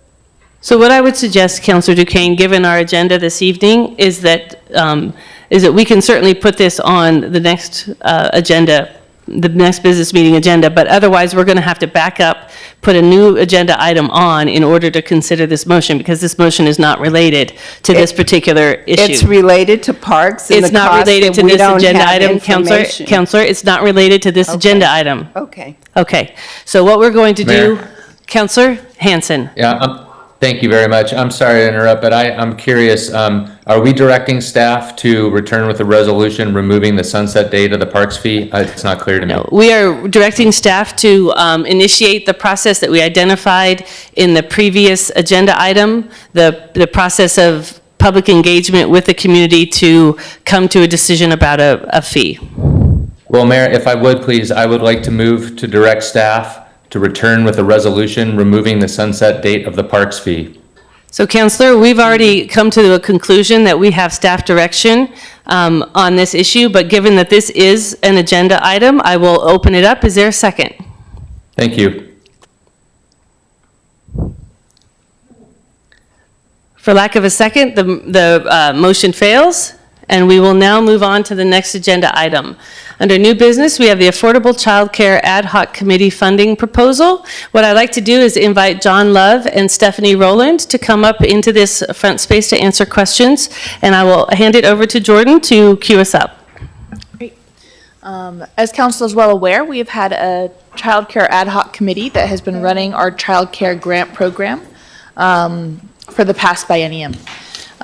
They are coming forward with their final recommendation. We currently have $30,000 left in unallocated grant funds at the committee's recommendation, and the committee has a proposal to use those funds to help seed a fund that could be in perpetuity to support childcare in Ashland, the Ashland Community Health Foundation. So before us tonight is John Love, the chair of our ad hoc committee, as well as Stephanie Rowland, the executive director of Ashland Community Health Foundation. And welcome to both of you, and I recognize that we didn't ask you to present to us this evening, so I don't want you to feel put on the spot that we're really just opening this up for conversation. The council and the community has had the documentation that you put in our council packet. I also recognize that Councilor Bloom has been liaison to that committee, and so Councilor Bloom, if you would like to offer some words also to open this conversation up. Sure, yeah. Mayor Graham, may I also Yes. say that two other members of our committee, Lisa Werner and Councilor Emeritus Paula Hyatt, are both here. They've both been with me on the committee from the very beginning and are happy to help engage in any questions you might have also. That would be fabulous. You're both welcome to come up to help answer questions. And we can pull another couple of chairs over as well. Councilor Bloom. Thank you. Councilor Emeritus, I like that. Do we all get that title when we're done, or is that just a special thing? This is, it's kind of, I don't know, a bit sad a little bit because it's kind of the end of this great work that the committee's been doing. It's been such a pleasure, and I just want to say, I kind of touched on this a little bit last night, is that we do a lot of things at the city and the city council that impact a lot of people's lives. But those impacts sometimes aren't felt directly by each individual family member. They're kind of felt community-wide. And, this council and previous council has committed, $500,000 over 4 years to supporting early learning and this grant program. And we've seen new programs open up. We've seen expansion of slots, increase in slots for toddlers and infants. We've built some bathrooms with that money, which a lot of people probably don't understand is helps with licensure. And also we've directly benefited, dozens of families directly by providing a subsidy for their children to go to school. I mean, I remember 2 years ago, we had a woman come and testify that spoke about how her husband passed away and how difficult it's been. And that money that this city council and previous city council put forward was, she was able to use that to have childcare for her daughter. I mean, that's making a difference. That's why we do this. So please consider the proposal, and I am certainly prepared to make a motion once everybody has all their questions answered. Thank you. Great. And what I would like to do is just very quickly read the couple of elements of the recommendations from the ad hoc committee. To sunset the ad hoc committee on affordable childcare and early learning at the end of the 26-27 fiscal year, at the conclusion of all currently awarded grant reporting. So the committee has been managing that on behalf of the city. And then that the city will use the remaining $30,000 to create a named fund with the Ashland Community Health Foundation. This transfer will allow for greater philanthropic work to commence and establish a path for continued support of early learning and care initiatives long-term without solely relying on City of Ashland investment. So one question that I have for the two of you is, when we talk about greater philanthropic work, and how that relates to making a difference in the everyday lives of our young families. What do you envision can be built from this named fund? Well, I'll start and then let Stephanie chime in. But I see the named fund as a way to continue the work of this committee without involvement of staff time, additional city resources and so forth. That with and there's, I think, almost, many of the members, 7 members of the ad hoc committee began this discussion because they didn't want to see the end of this committee. And if the committee ended, which it will, want to see ways of continuing this work. And so we started looking for, is there some kind of other nonprofit or some other organization in the city that we could work with to continue this work? And their question about the philanthropic, the foundation, does major fundraising every year and raises over $2 million, and with the named fund as one possibility, that when you get the announcement or the appeal from the Community Health Foundation, it'll list, okay, you could appeal to scholarships for nurses, or you could give money to this or that and the other thing, and one possibility, say, I would like all of my or a portion of my donation to go to the, whatever we call it, the Ashland Affordable Childcare Fund. And then that will accumulate, and it will continue way into the future. It's not just a biennium budget for the city, but it's an ongoing program of supporting childcare for young, low-income families in Ashland. Great. Thank you. Councilor Kaplan. Thanks, Mayor, and thanks to the committee for all the work that you've done over the last several years on this. And I support this proposal of moving these resources into a named fund at the Ashland Community Health Foundation. But my question really is about something else. So I'll be supporting that in some form whenever the motion comes here. But I'm also intrigued by something else that's in your report about trying to provide a little bit more longevity to this by making the Ashland Community Health Foundation a potential grant recipient for the Ashland Social Services grants that are awarded every couple of years. My understanding is that currently the Ashland Community Health Foundation is not an eligible recipient for those kinds of awards, but I'm not sure. And I wonder what would be necessary to make them make the Ashland Community Health Foundation eligible for that source of funds as well as this source of funds that we've got now. I would like to invite Paula Hyatt to respond to that, because she put that paragraph in her recommendation. Guilty as charged. So first, it's good to see everybody here tonight. Thank you for taking the time to listen. With regard to the social services grants, currently the Ashland Community Health Foundation would not be a traditional recipient of any of our grant funding through the social services process. But as with most things that are in the purview of our council, you all would have the ability to change the policy and include them as an appropriate recipient of those funds. So this kind of answers a little bit of what Mayor Graham was asking and a little bit of what Councilor Kaplan is asking.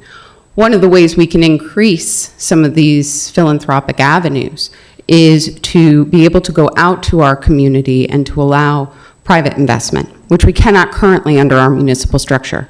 There is no way for folks to donate into this fund. That is one of the beautiful things that this partnership would yield.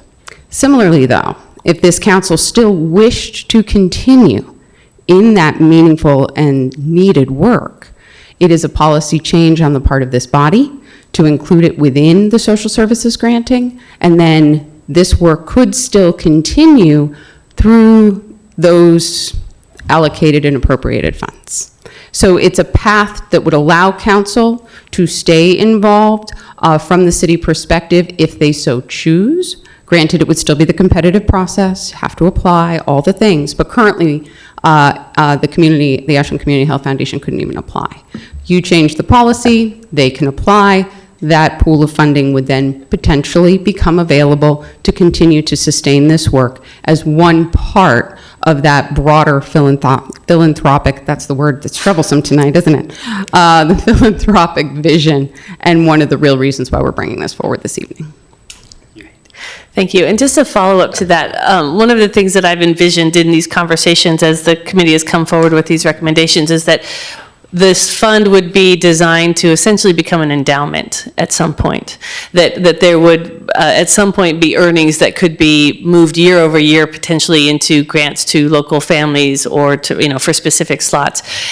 So I recognize that there's a lot that can be developed out of all of this, but there's it seems that there are a lot of different avenues that this could take, but that the Community Health Foundation is willing to become a fiscal sponsor seems to me to be really a key element of that. And so I just wonder if you might speak to the choice to have them be your sponsor. Well, we considered a number of nonprofit organizations and other foundations, and we found some potential interest, but not real, didn't seem like real strong interest. And one member of our committee had happened to be having coffee with Stephanie, and Stephanie asked some question about childcare, and so this committee member emailed me and said, why don't you just talk to Stephanie and see how the Community Health Foundation, and so I had a phone call, and like within 2 minutes she was saying, well, this is wonderful, this is right in alignment with our foundation's mission, so why don't you speak to that, Stephanie? Sure. So yes, we were approached by the committee to potentially pick up where they're leaving off in the work that they're doing around early learning and childcare. And it would be another fund in our portfolio of named funds and endowments that the community could support alongside behavioral health, nursing, healthcare workforce development.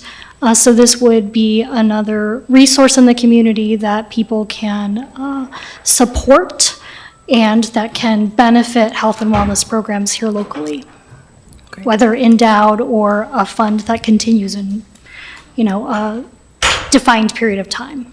Great. Wonderful. Thank you. And thank you for stepping forward to assist in this very important work. Are there any other questions of our guests? Councilor DeKane? I want to thank you so much for your work, and I'm so proud of the work that you've done. And something that might have been mentioned earlier, and I think this is something else that I will be bringing forward to an agenda item, is I appreciate former counselor, I don't know, what did you call her, John? It's Paula. Emeritus, that's what we'll It's just call her. Paula, okay. Paula, in bringing this forward regarding social services. I would support that in having that continued relationship and support. And that was the other item that I thought I'd bring to the look ahead to the agenda. Because when you have children, you have parents. And we can have a younger community in any way that we can help and support that. I am behind it, so thank you. Great, thank you. If there are no additional questions, and thank you. Go ahead, Paula. I just wanted to very briefly say thank you to this group and to the former council members who have worked on this initiative and helped this to be the success it has been. We have been very successful in creating the preschool seats, but I will be frank, we still have a lot of work to do on infant and toddler seats, so this work must continue. We are immensely grateful to the Ashland Community Health Foundation for their willingness to partner with us in this and to help us to carry this torch forward. This is a unique avenue of work for any municipal body, so it is with great gratitude to this group and to the prior council that you all were willing to go out and do it, to try something new, to go places where others maybe hadn't yet blazed a trail. So for taking that step and seeing this through this far, my sincere gratitude, and we definitely look forward to continuing the mission. So thank you. Great, thank you. So the floor is open for a motion. Councilor Bloom. Thank you, Mayor.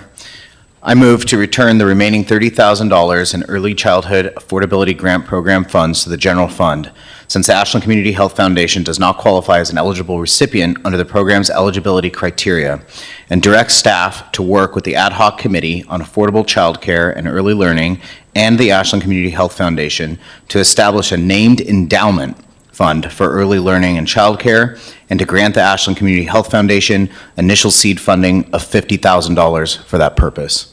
Second. Done. Councilor Bloom. Yes, to explain why everybody's wondering, wait, I thought it was 30,000, where's the 50 coming from? Yes, partly because I just love this program, but the other part is the minimum to establish an endowment is $50,000, and I have been over, I don't know, maybe a month trying to figure out how I could find a way to maybe convince all of you to give them an extra $20,000, and so since this popped up, I figured I'd sneak that in and see if we could do an endowment. And why an endowment is different is that it allows for a much greater fundraising capacity and is much more appealing to donors. And the hope, my hope, I think a lot of our hopes, is that eventually maybe we can start giving out $125,000 a year in grant funding for early learning like the city has been doing. So I hope everybody supports that. Councilor Duquesne. Ditto. I have a quick question, since this is a little bit different than the presentation. With this being an endowment versus a named fund, is there a difference? I'm assuming that you have all had a conversation, but is there anything for us to understand about the difference in potential between those two funds? So the difference between a named fund, the minimum for that is $25,000, and with an endowment, our minimum is $50,000. With an endowment, there is a small administrative fee of 1% of the value of the endowment annually. And so also with the endowment, the spending policy that our board looks at is a 4% spending policy over a 37-month rolling average of the investment. And so we would work with our investment manager to help grow the fund. And those are really the primary differences. With a restricted fund, there's no administrative fee, but there's also no potential for growth through investment earnings. Great, thank you. Councilor Hanson? Thank you. I just really want to add gratitude on top of gratitude for all the work done and the opportunities ahead of us. And I wish this next phase even greater success. Just thank you. Councilor Kaplan? Yeah, I support the idea of a named fund. I think the needs for the resources are now, and waiting for returns to accumulate over a long period of time with an endowment, which in this case would be a 1% administrative fee coming off the $50,000 and generating a 4% annual awards out of that $50,000, which ends up being $2,000. Far less than I think the needs that we have at this point. I'm optimistic that our community will be very generous in contributing to that named fund, so I would support that. I will not be supporting it. I would also support $50,000 to a named fund, but I won't support $50,000 to and lock it up into an endowment that really can't generate the kinds of resources that we need to for this purpose. Councilor Dale?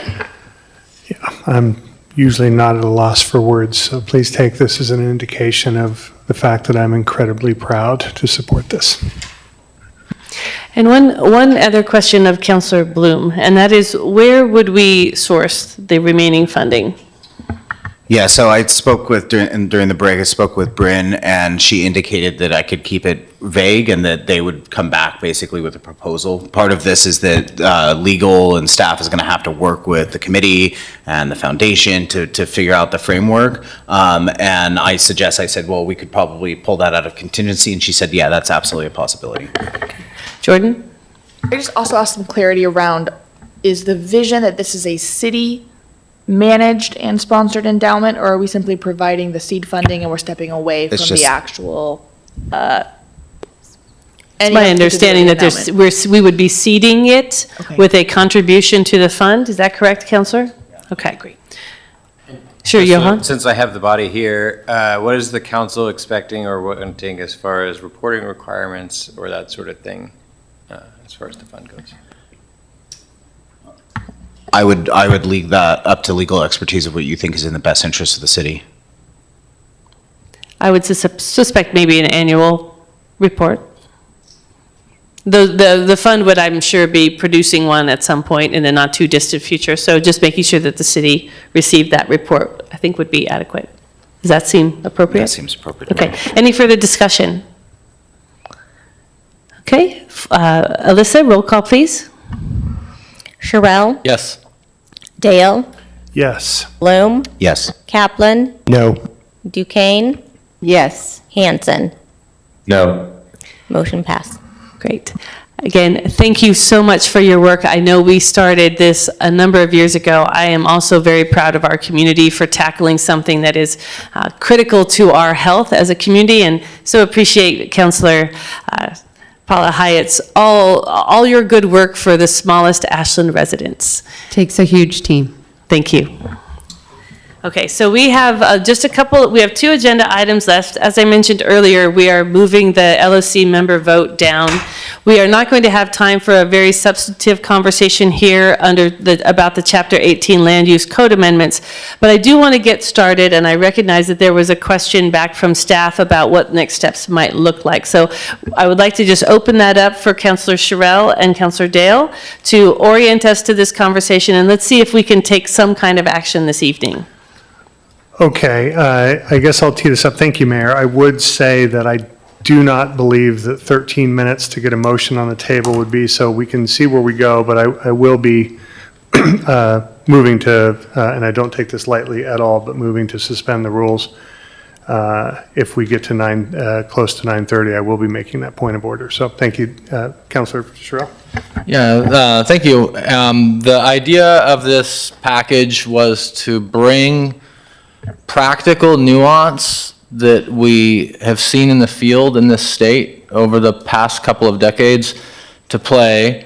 And it was a good opportunity with some updates to Chapter 18 to look at the state's housing production ideas, to look at the practical housing production ideas, and how to really make just some cleanup changes, a couple of new elements, but to help promote more housing forms and to take away some of the unintended consequences that have happened in our zoning code, and not by fault of policy or by staff, but some of it has to do with our slope. We have some really progressive of the time ordinances that have to do with solar that have really limited development. There's also one element in here about what is probably the most attainable affordable housing form. And there's a list of 18 different elements in the packet, and we've attacked 16 of them. 2 of them were taken out earlier tonight. So the idea was to, hopefully everybody was able to review the package. The idea is to look at making actual change with things that will move the needle. And a couple of things I heard tonight that I wrote down were Emily's talking about taking direct action, and the mayor saying we must do what we can touch. And then Paula Hyatt, I think she just walked out, but talking about trying something new and blazing a new trail. And what we found, and I touched on it earlier, is that we have an erosion of value in property here, and that's not the point. The point is not how do we keep our property values high. We're having an erosion in community based on accidental policy that, when applied, we've left a lot of meat on the bone here in our land use ordinance, according to the practitioners, according to the data, and there's some things we can do to change that. So we brought those items forward. I was hoping we could get maybe a conversation with staff to go through that list and collaborate with staff. And then we have an idea to make those changes, start the timeline to do that with a notice to DLCD, and go through the legal process to change a land use ordinance in this state with the DLCD, with the planning commission, and then coming back to us. So I want to let my colleagues speak about it, and then I was hoping we could have staff come up. I mean, they've been super patient to sit here all day. I think they had the day off. They're just getting here, right? No, I think I'll let them. What I was just going to speak to Councilor Sherrill was the timeliness of this and the extreme urgency given the manner in which it needs to go through the state.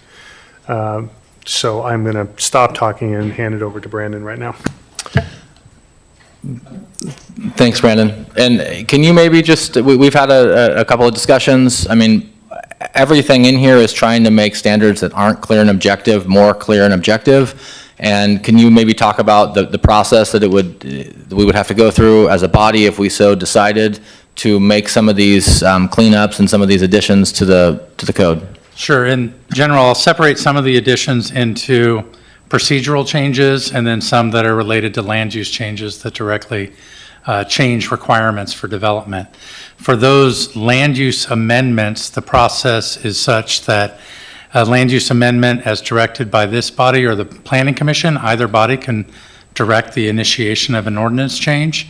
That then, once an ordinance is drafted, it is submitted to the Department of Land Conservation and Development, and they have 35 days before the first evidentiary hearing.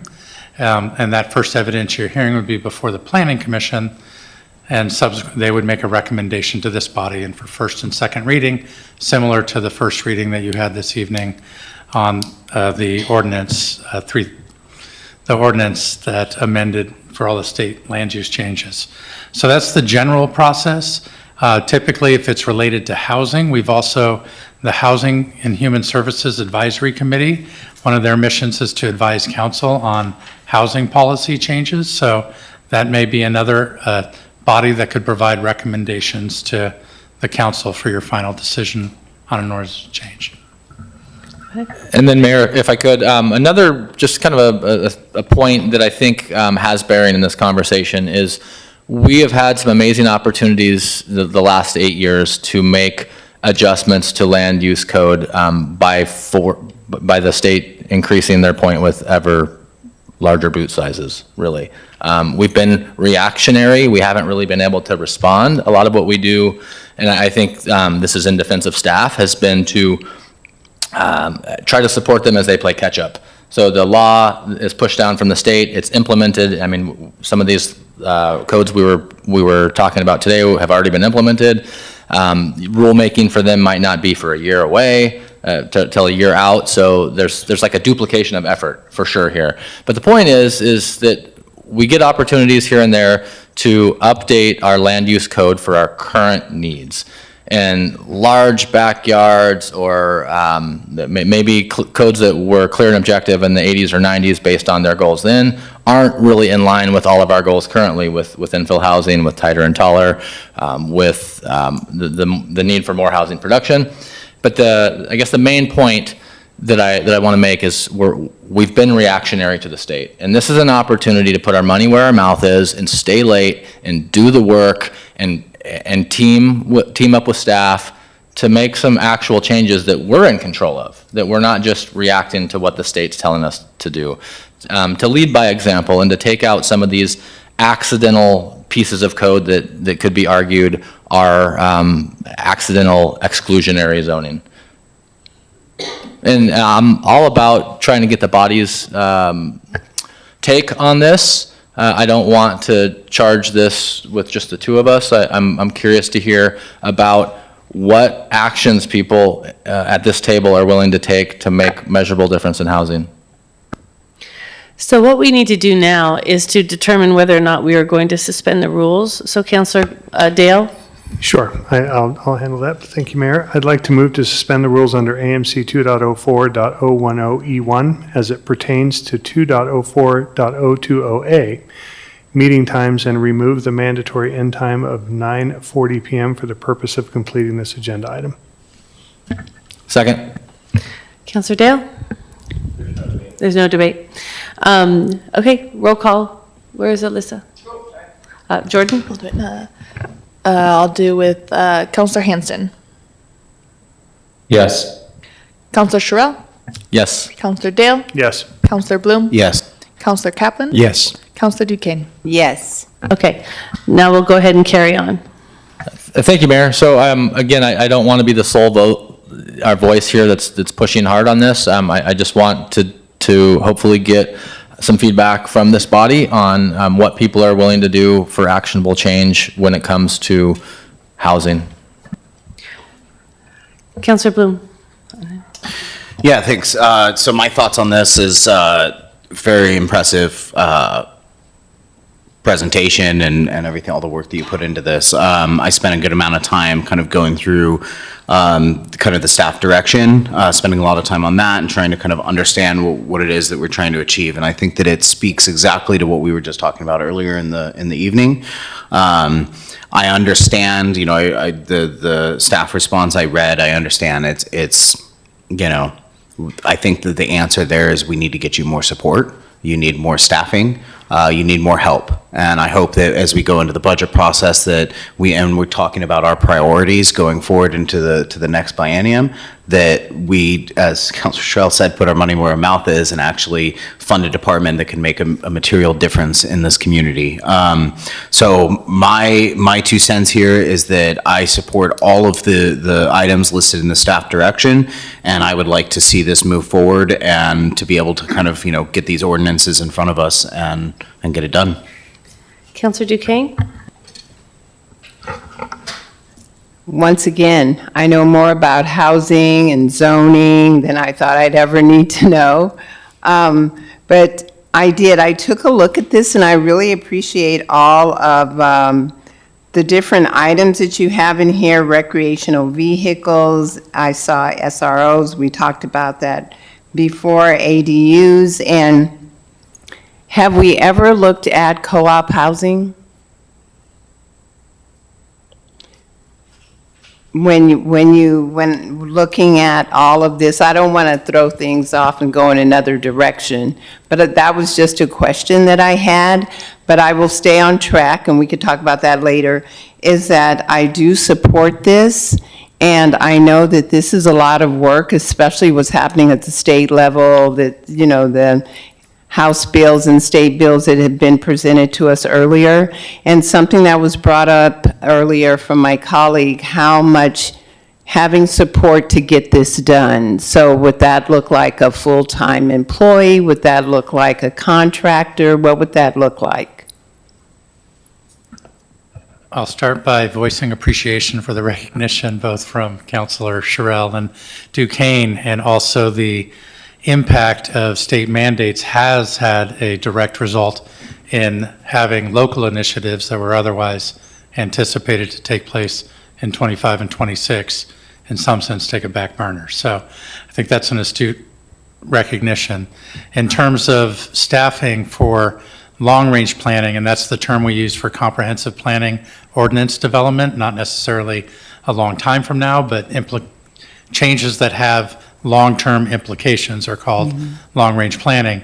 We currently have about 0.25 FTE dedicated to that, largely between Derek and myself, depending on current planning workload. In prior budget years, we did have full-time staff, 1.0 person that worked largely on long-range planning. That was myself in a previous position. And that position had been removed in the prior biennium, and then we have had additional cuts of 1.5 from planning during this year to address budget issues. So I do think that should the council want to proceed with a more aggressive tack on long-range planning objectives, additional staffing would be quite useful to accelerate that program. So that was brought forth in the last biennium, and we will bring it forth in this biennium at a staff level. But again, I recognize that goes to the budget officer as well as the council, and they're weighing many different issues as to whether additional staffing is in the cards. Yeah, I have a follow-up question to that. So the proposal is for you all to do significant work in the next 60 days, but there isn't really a way to bring that additional capacity on in that time frame given our current budget. Is that correct? And I guess it's a budgetary question to Jordan, and it's also just a staffing reality question to staff. You know,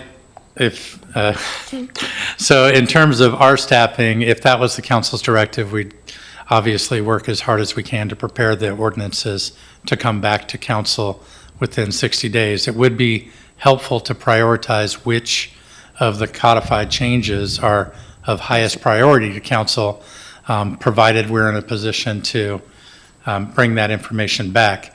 If we receive some large project applications that are applicant-driven, we could update council as to the impact on that. I do think within 60 days, we could come back with a structure for specific ordinance amendments, as well as the timing to move those forward before the housing and planning commissions, if again, the council was directing an ordinance to be initiated. I don't know if I answered. And Jordan, the question around funding? And I will say one of the biggest capacity struggles is that 60-day window, which will put almost entirely the burden onto Brandon and Derek themselves, who are doing the implementation of our state mandated changes. We will not be able to hire more FTE in that 60-day window. One, due to our hiring process. Two, if we went out for a contractor, typically it takes a minimum 30 days to go after getting a contractor. So my request to the council in considering this is, where would you like us to delay other efforts to help provide the capacity for these two over the next 2 to 4 months, I'd say, for this project. Okay. Councilor Kaplan, and then Sherrill, and then Bloom. Yeah, thanks. I appreciate all of the suggestions in this in the roadmap and the phasing. There are 4 phases, but I didn't understand the timing of the phases. It almost sounds like the timing of the phases is all within 60 days. I don't think that was the intention. Could I get a little bit of clarity of what you're imagining for the time frame for all of this work to get done? Yeah, thank you for that, Bob. And in defense, again, of staff, you know, we are trying to push this. And I want to preface that with the state standard is to pass the law, make staff implement it with their changes. If not, if they don't get it done in time, it's implemented as written. And that's because staff would never have time to do the work. And so I realize this is a breakneck speed, and I'm aware of that. The idea is to act fast on this because it's important. I would actually argue that it's an emergency that's already been declared by the governor.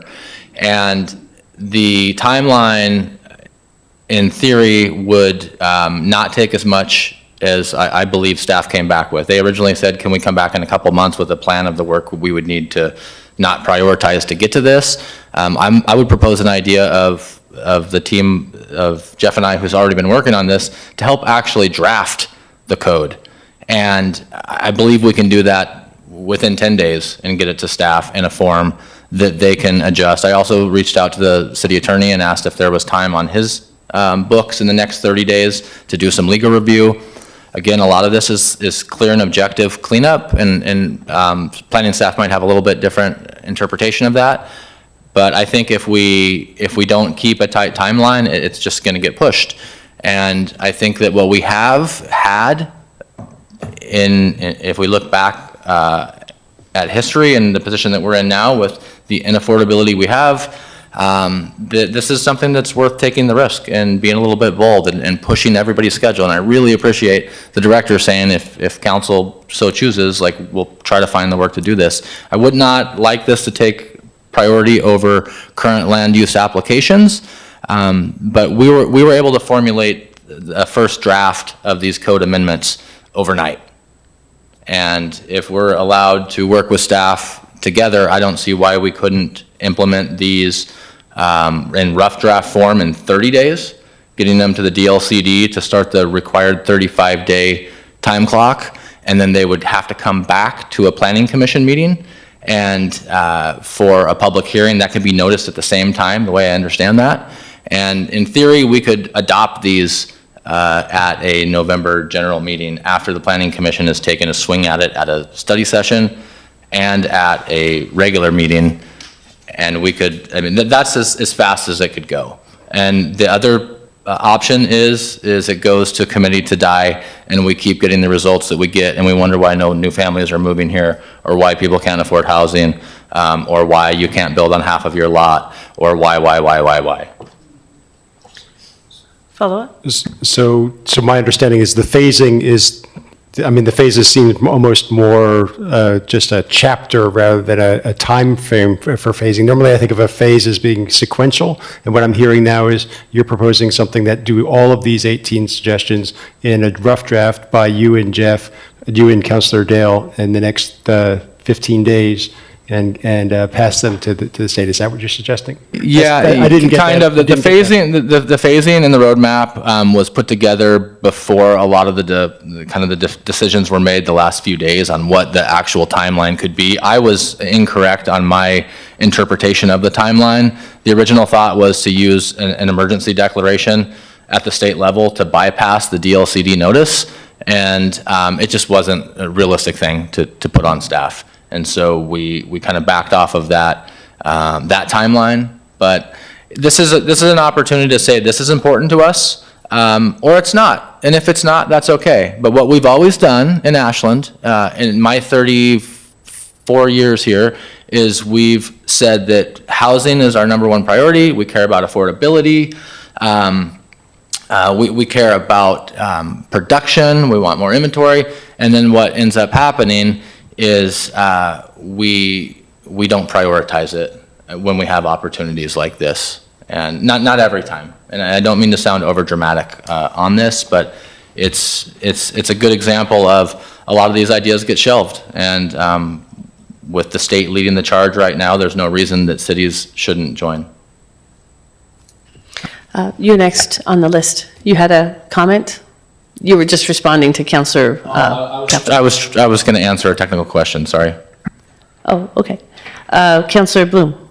Yeah, thanks. I was actually going to, my question was going to be, well, I don't understand why these two can't knock it out. I mean, at the end of the day, we are effectively legislators. We should be able to draft ordinances, draft resolutions, naturally then turn it over to the subject matter experts and to legal for conformity. But come on, I mean, we all signed up to do this. Let's do the work. You know, let's actually show up and put some work in.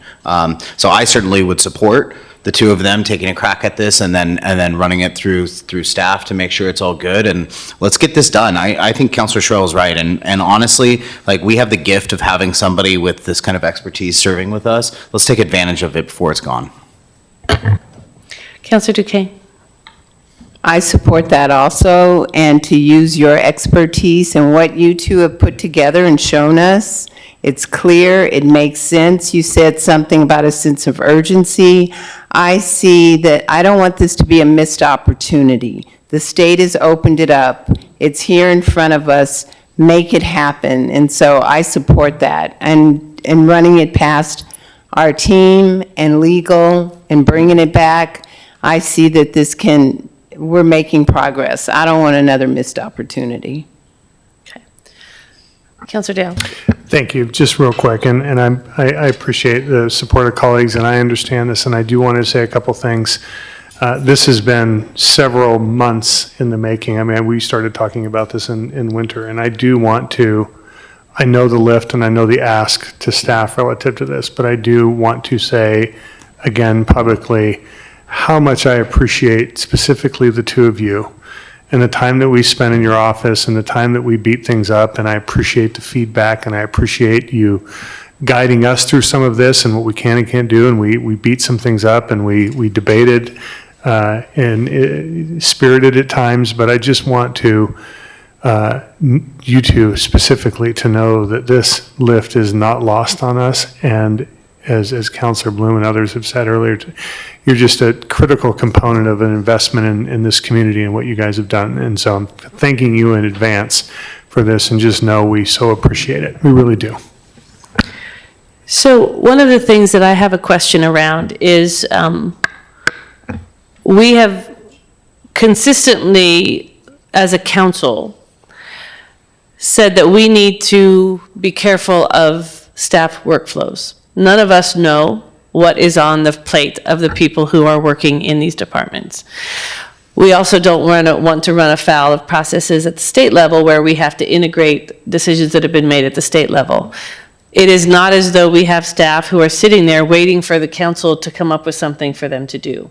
We also identified that we don't want this to get in the way of processing any actual applications that are coming in front of the department, but we don't actually know what that is, right?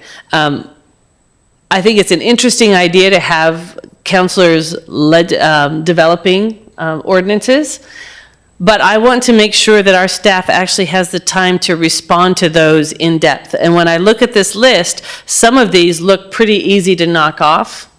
Like one of them is to change terminology, right? That seems like a pretty quick fix.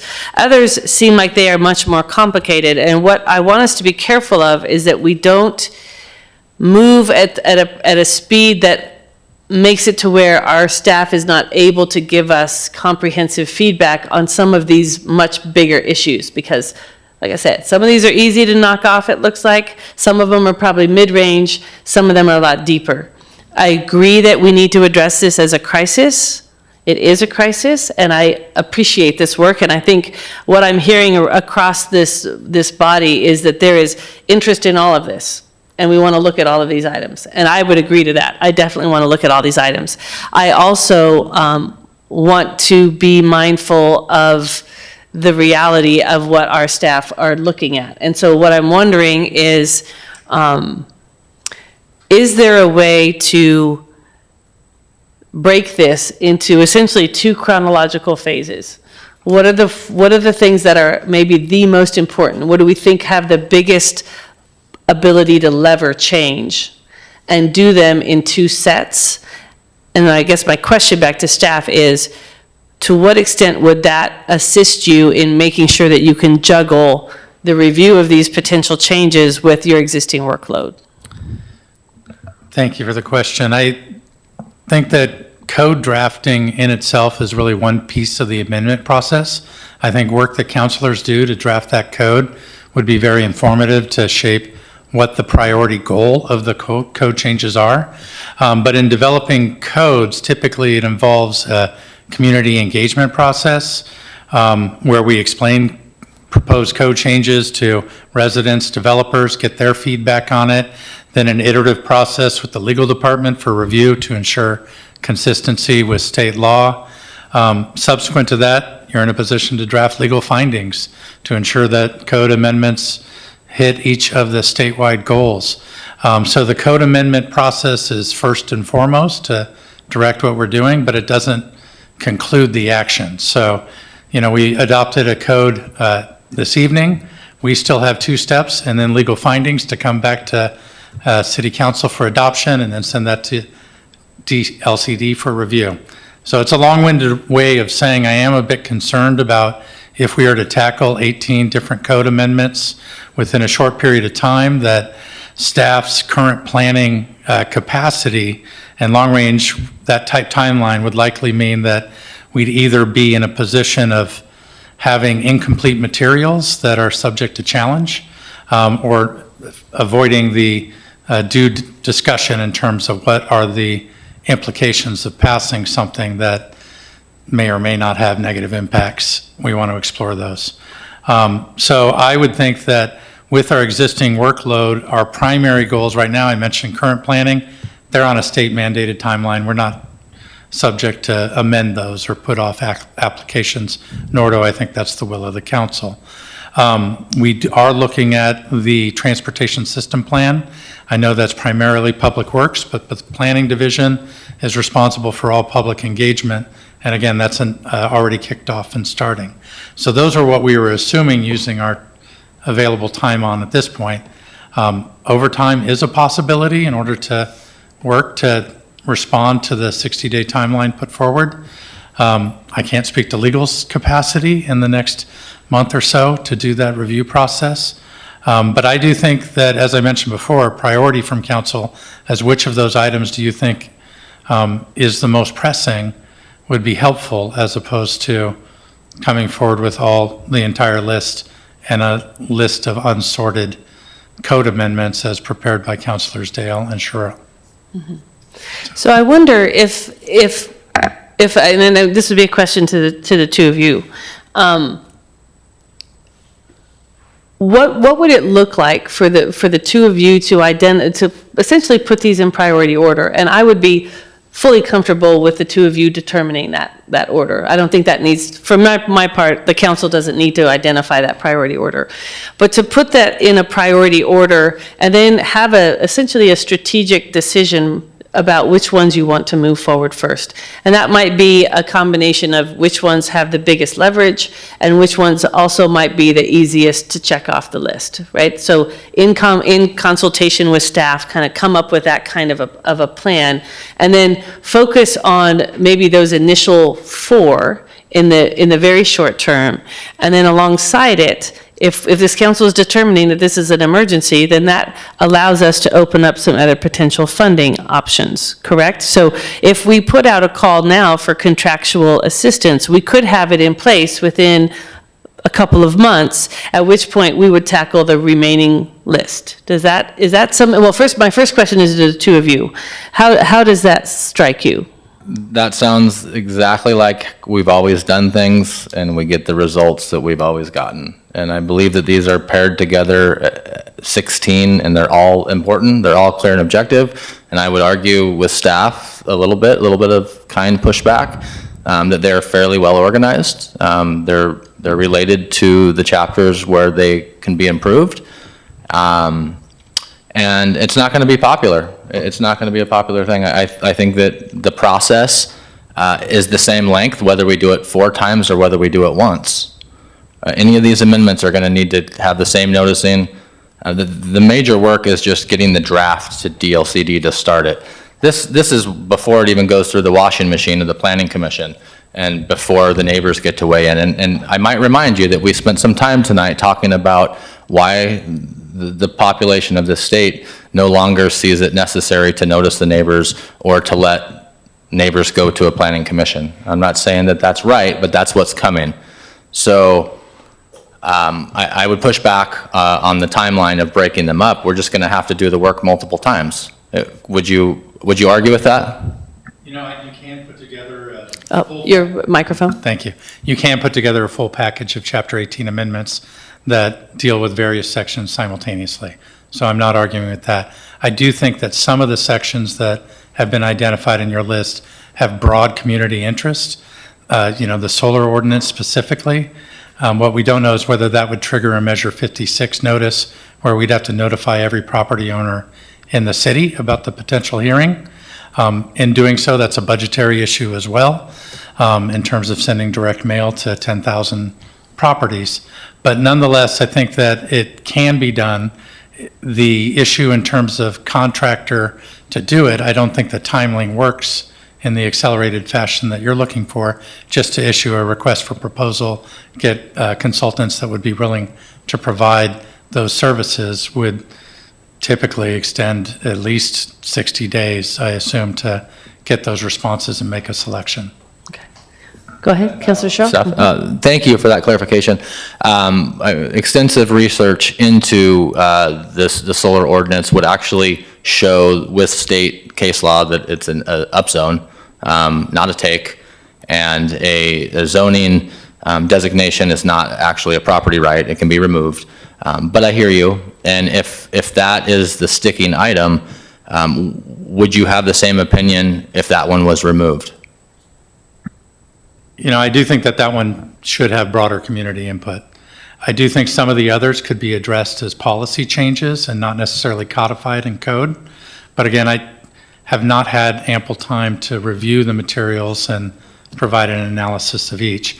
I've been fortunate to have meetings with both you and Councilor Dale, where we went over those 18 items at the time, I think 16 at this point, to go over, and I think that you recognize that there are a number that, from a staff perspective, we felt could be addressed administratively through policy, but codifying them does change the nature of how we do findings, for instance, is not necessarily in code now, but is part of the proposal. But even a slight amendment to one word would still have to go through the whole process. So Yeah, if you change the word accessory residential unit to accessory dwelling unit, that is a code change that requires the public hearing process and adoption by. And I don't expect everybody to understand each of those elements in those code amendments as well as they do. But some of them are very simple. And so to do this and go through this process and go to multiple rounds of planning commission and multiple rounds of council multiple times for such a clean, clear, and objective package, I think is too much work. I think that's more work. And I'm prepared to make a motion, and if the body supports it, so be it. If they don't, maybe we can take another stab at it. So just a follow-up to that, this has been helpful to understand this process, because I think it wasn't clear what this involves in terms of taking it all forward as one package versus taking it as one by one. So this has been a helpful clarification. I think we had did we have some questions over on this side before we carry forward? Or Jordan, did you have anything? I just love to provide a clarifier for, if this is council's direction that this is your top priority for a community development department, I just want you to know the steps that I would take and the impacts it would have on other projects. So if that was the case, I would ask Brandon and Derek to put their full capacity that they have available to this specific project to meet the timeline request that's happening. What that means is that I will direct them to not update our websites, not rebuild new forms, et cetera, of the recently first read ordinance changes that are coming down through the state. I would also ask them to delay and push back on the construction excise tax conversation with the Health and Human Services until this project is complete. And then I would look to either delay our transportation system plan engagement or assign it to another department to do until this process is complete. So I'm absolutely happy to move our resources to focus on this area. I just want to recognize that it'll take away resources from others, and I wanted to be transparent with that. I will have a conversation with Brandon around where we can provide support, likely not a consultant specific to this project, but maybe a consultant in a different area, depending on what the actual timeline is when I better understand of going through the full review and adoption process of any code changes. Councilor Hanson, I saw your hand. Did you still have a question? Yep, there you go. I want to start off by saying I broadly support this package and I appreciate the efforts into it. When Jordan started going through her list and I heard transportation system plan on hold, I know that we have a consultant and we have a timeline and we've been waiting years for this to jumpstart, and that's very concerning to me that we wouldn't be able to get on the same page and launch on that timeline. Derailing that for this, it's concerning.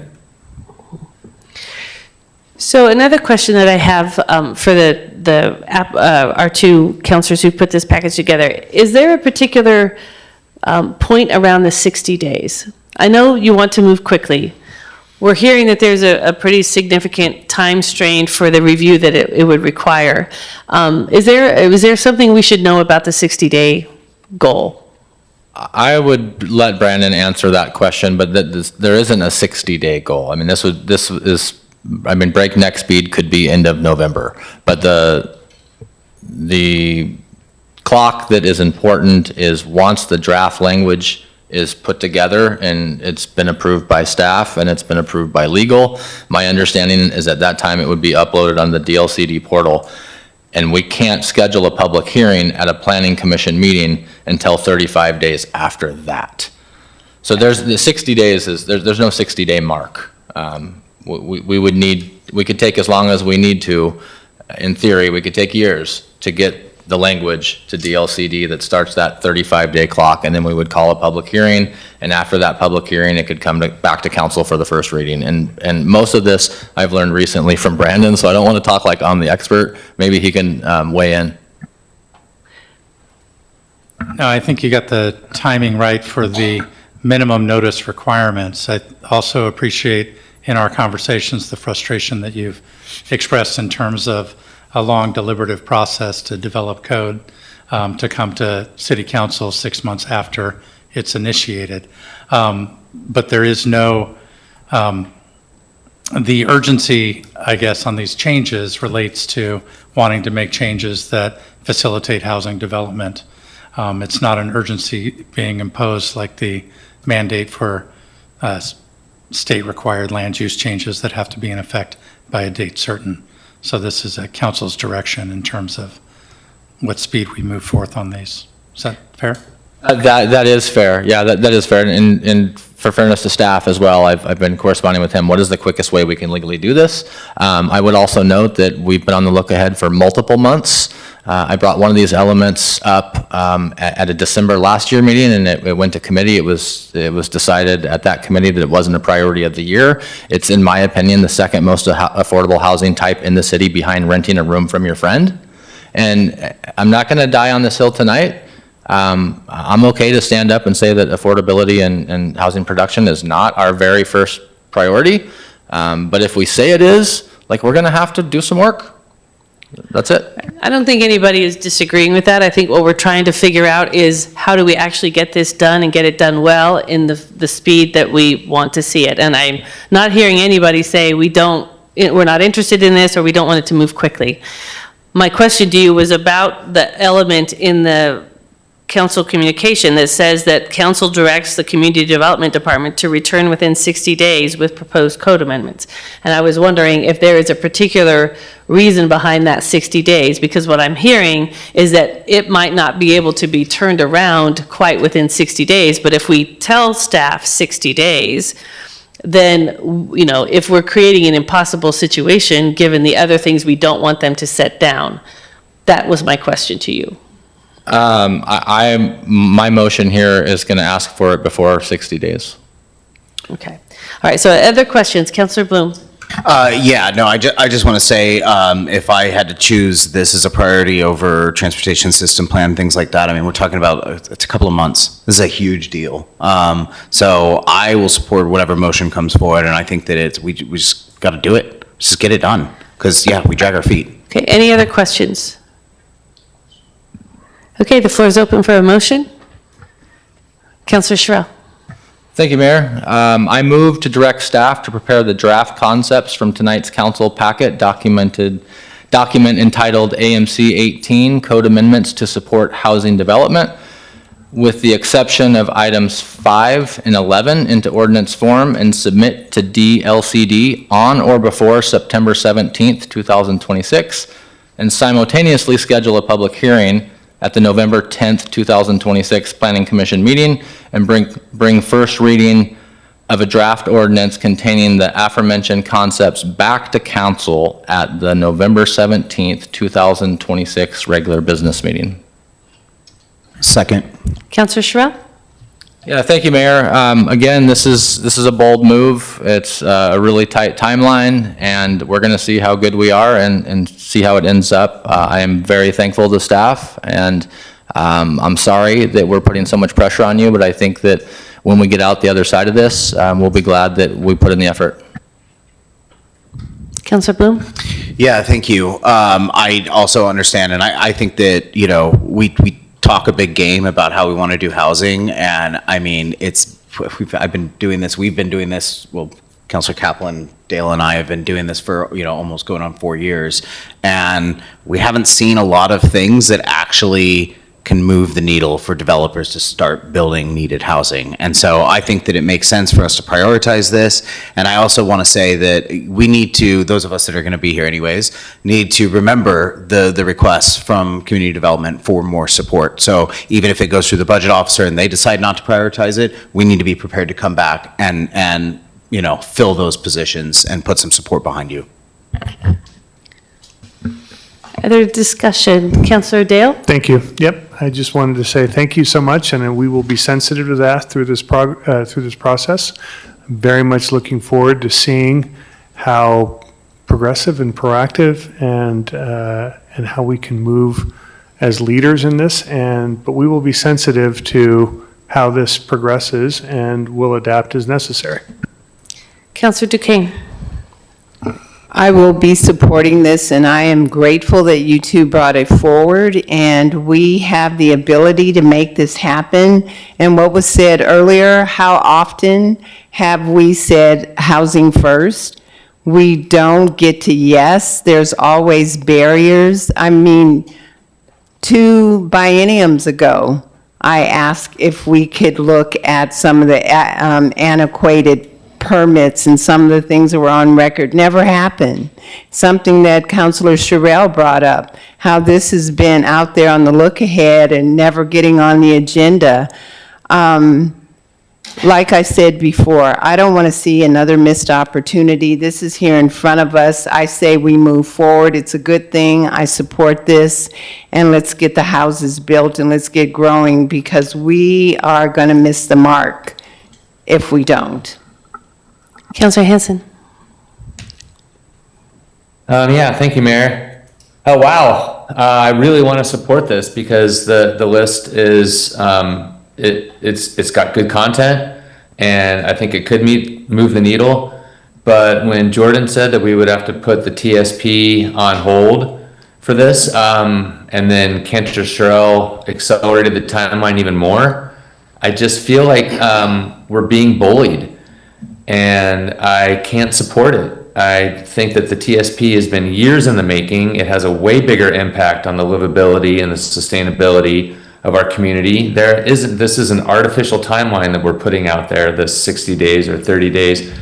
You know, Councilor Sherrill and Dale, I really want to support this. I just, I think, you know, it's some tone deafness around staff capacity and process. So I wish you the best of luck, but I really worry for the prioritization that this council is showing here relative to a really major, huge project that has been planned in the pipeline and needs ComDev on Full Tilt Boogie. So I can't support it for that reason, but I sure do want to. I feel like I'm being bullied here. Councilor Kaplan.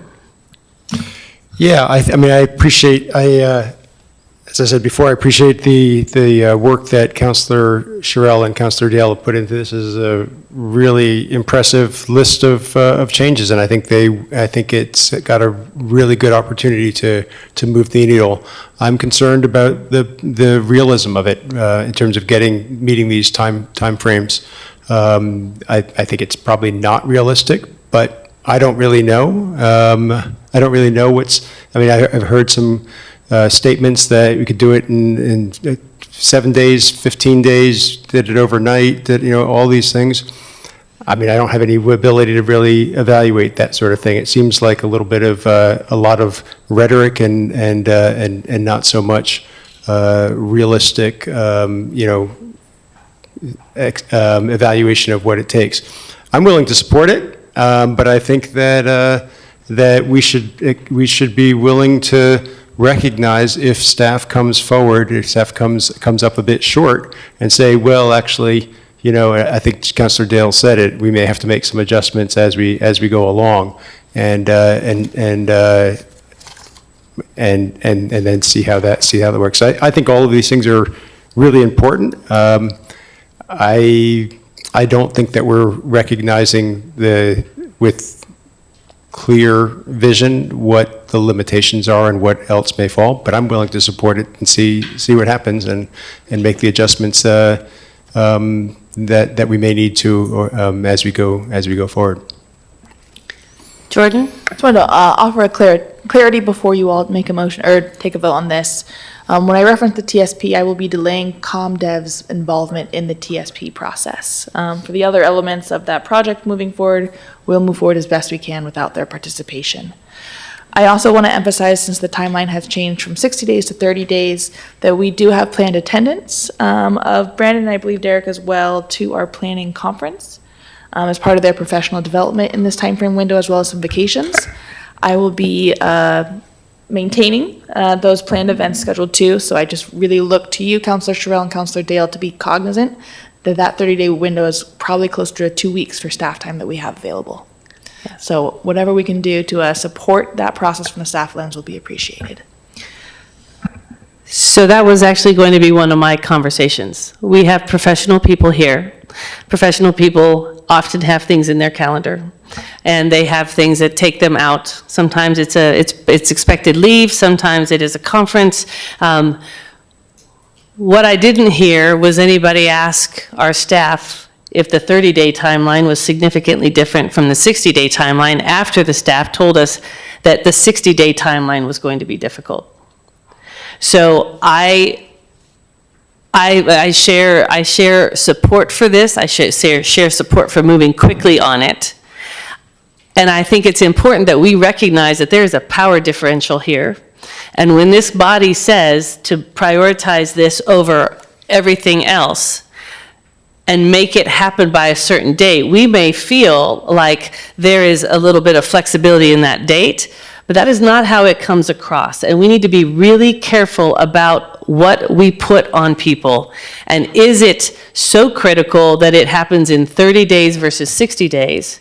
Because this is a body, this is a decision-making body, and there's going to be turnover on it. But if this work is as good as it looks like it is, if it rolled a little bit later in the year, this body with the current configuration could vote on it. And if I wouldn't be looking to have it roll into the next year, but if somehow it did, this is good work, and it should be able to move forward. And so I want to support this wholeheartedly. I think this is really good work, and I appreciate that you both brought it forward. But we have to not be tone deaf to what is actually else is going on for our staff. We've got two people who between them have part of one full-time equivalent, which means that their other time is spent on something else. And we're telling them tomorrow to shift gears. And so we need to be careful of that. We need to be respectful of that. And I don't see how maybe an additional 30 days fundamentally changes when we're looking at structure like this that is big policy that shifts. So that's my thought about it. I do hope it works well. I hope we can get to a place. I am hoping that this offer of service and assistance from our two counselors really does help move that ball in a strong way towards taking up some of that structure and some of that work off of staff. And I think it'll be interesting to see how it goes, because one of the complaints we all have and our constituents have is that it takes too much time to go from an idea to a code change. And so I think we're going to learn a lot from this. I am hoping that the two of you will come back to us and share with us what you learned from this process, so that as we have other counselors offer to assist, we can take that learning and make it even more effective. Councilor Dale. Thank you, Mayor, and it's not lost on us, and I think I would add to that I don't want to speak for Councilor Sherrill, but I'll throw it out there anyway, is that we are certainly willing and obviously wanting to be very proactive with staff, listen in real time, have discussions on a regular basis. The two of us say, this is what's happening, this is not. Something could happen that's an emergency that happens tomorrow. This is not something that is, again, we want to, there is urgency in this to see if we can put our foot on the gas and actually do something, but again, we're not looking to break anything. And we are amenable to talking to staff and understanding where things need to be fit and report back to this body, and obviously work in partnership with staff. So it's not something that we would ever want to try to railroad. This is just something that's kind of novel relative to actually trying to go. And let's see what happens. And I don't think that either of us or any of us would want to just go right over the top of staff and disregard any of their, feelings or priorities or workload or personal or professional issues with any of this. So just want that stated for the record. Well, and I think that's helpful actually to state it out loud, so that we all have a clear understanding of what this council is saying, assuming that it's going to vote for this. So I appreciate that additional comment, Councilor Dale. We do have someone who has signed up to speak with us this evening, and are they on, Alyssa? Yes. Okay, so we have Jay Reek, I believe, who has signed on to speak with us.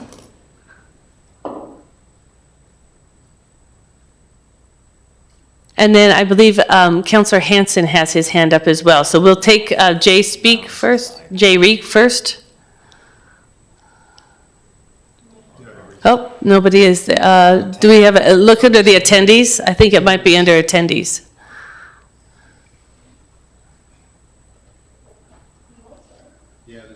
There's a, yeah, if you move it over at the top under participants, yeah, click into there. That might be them.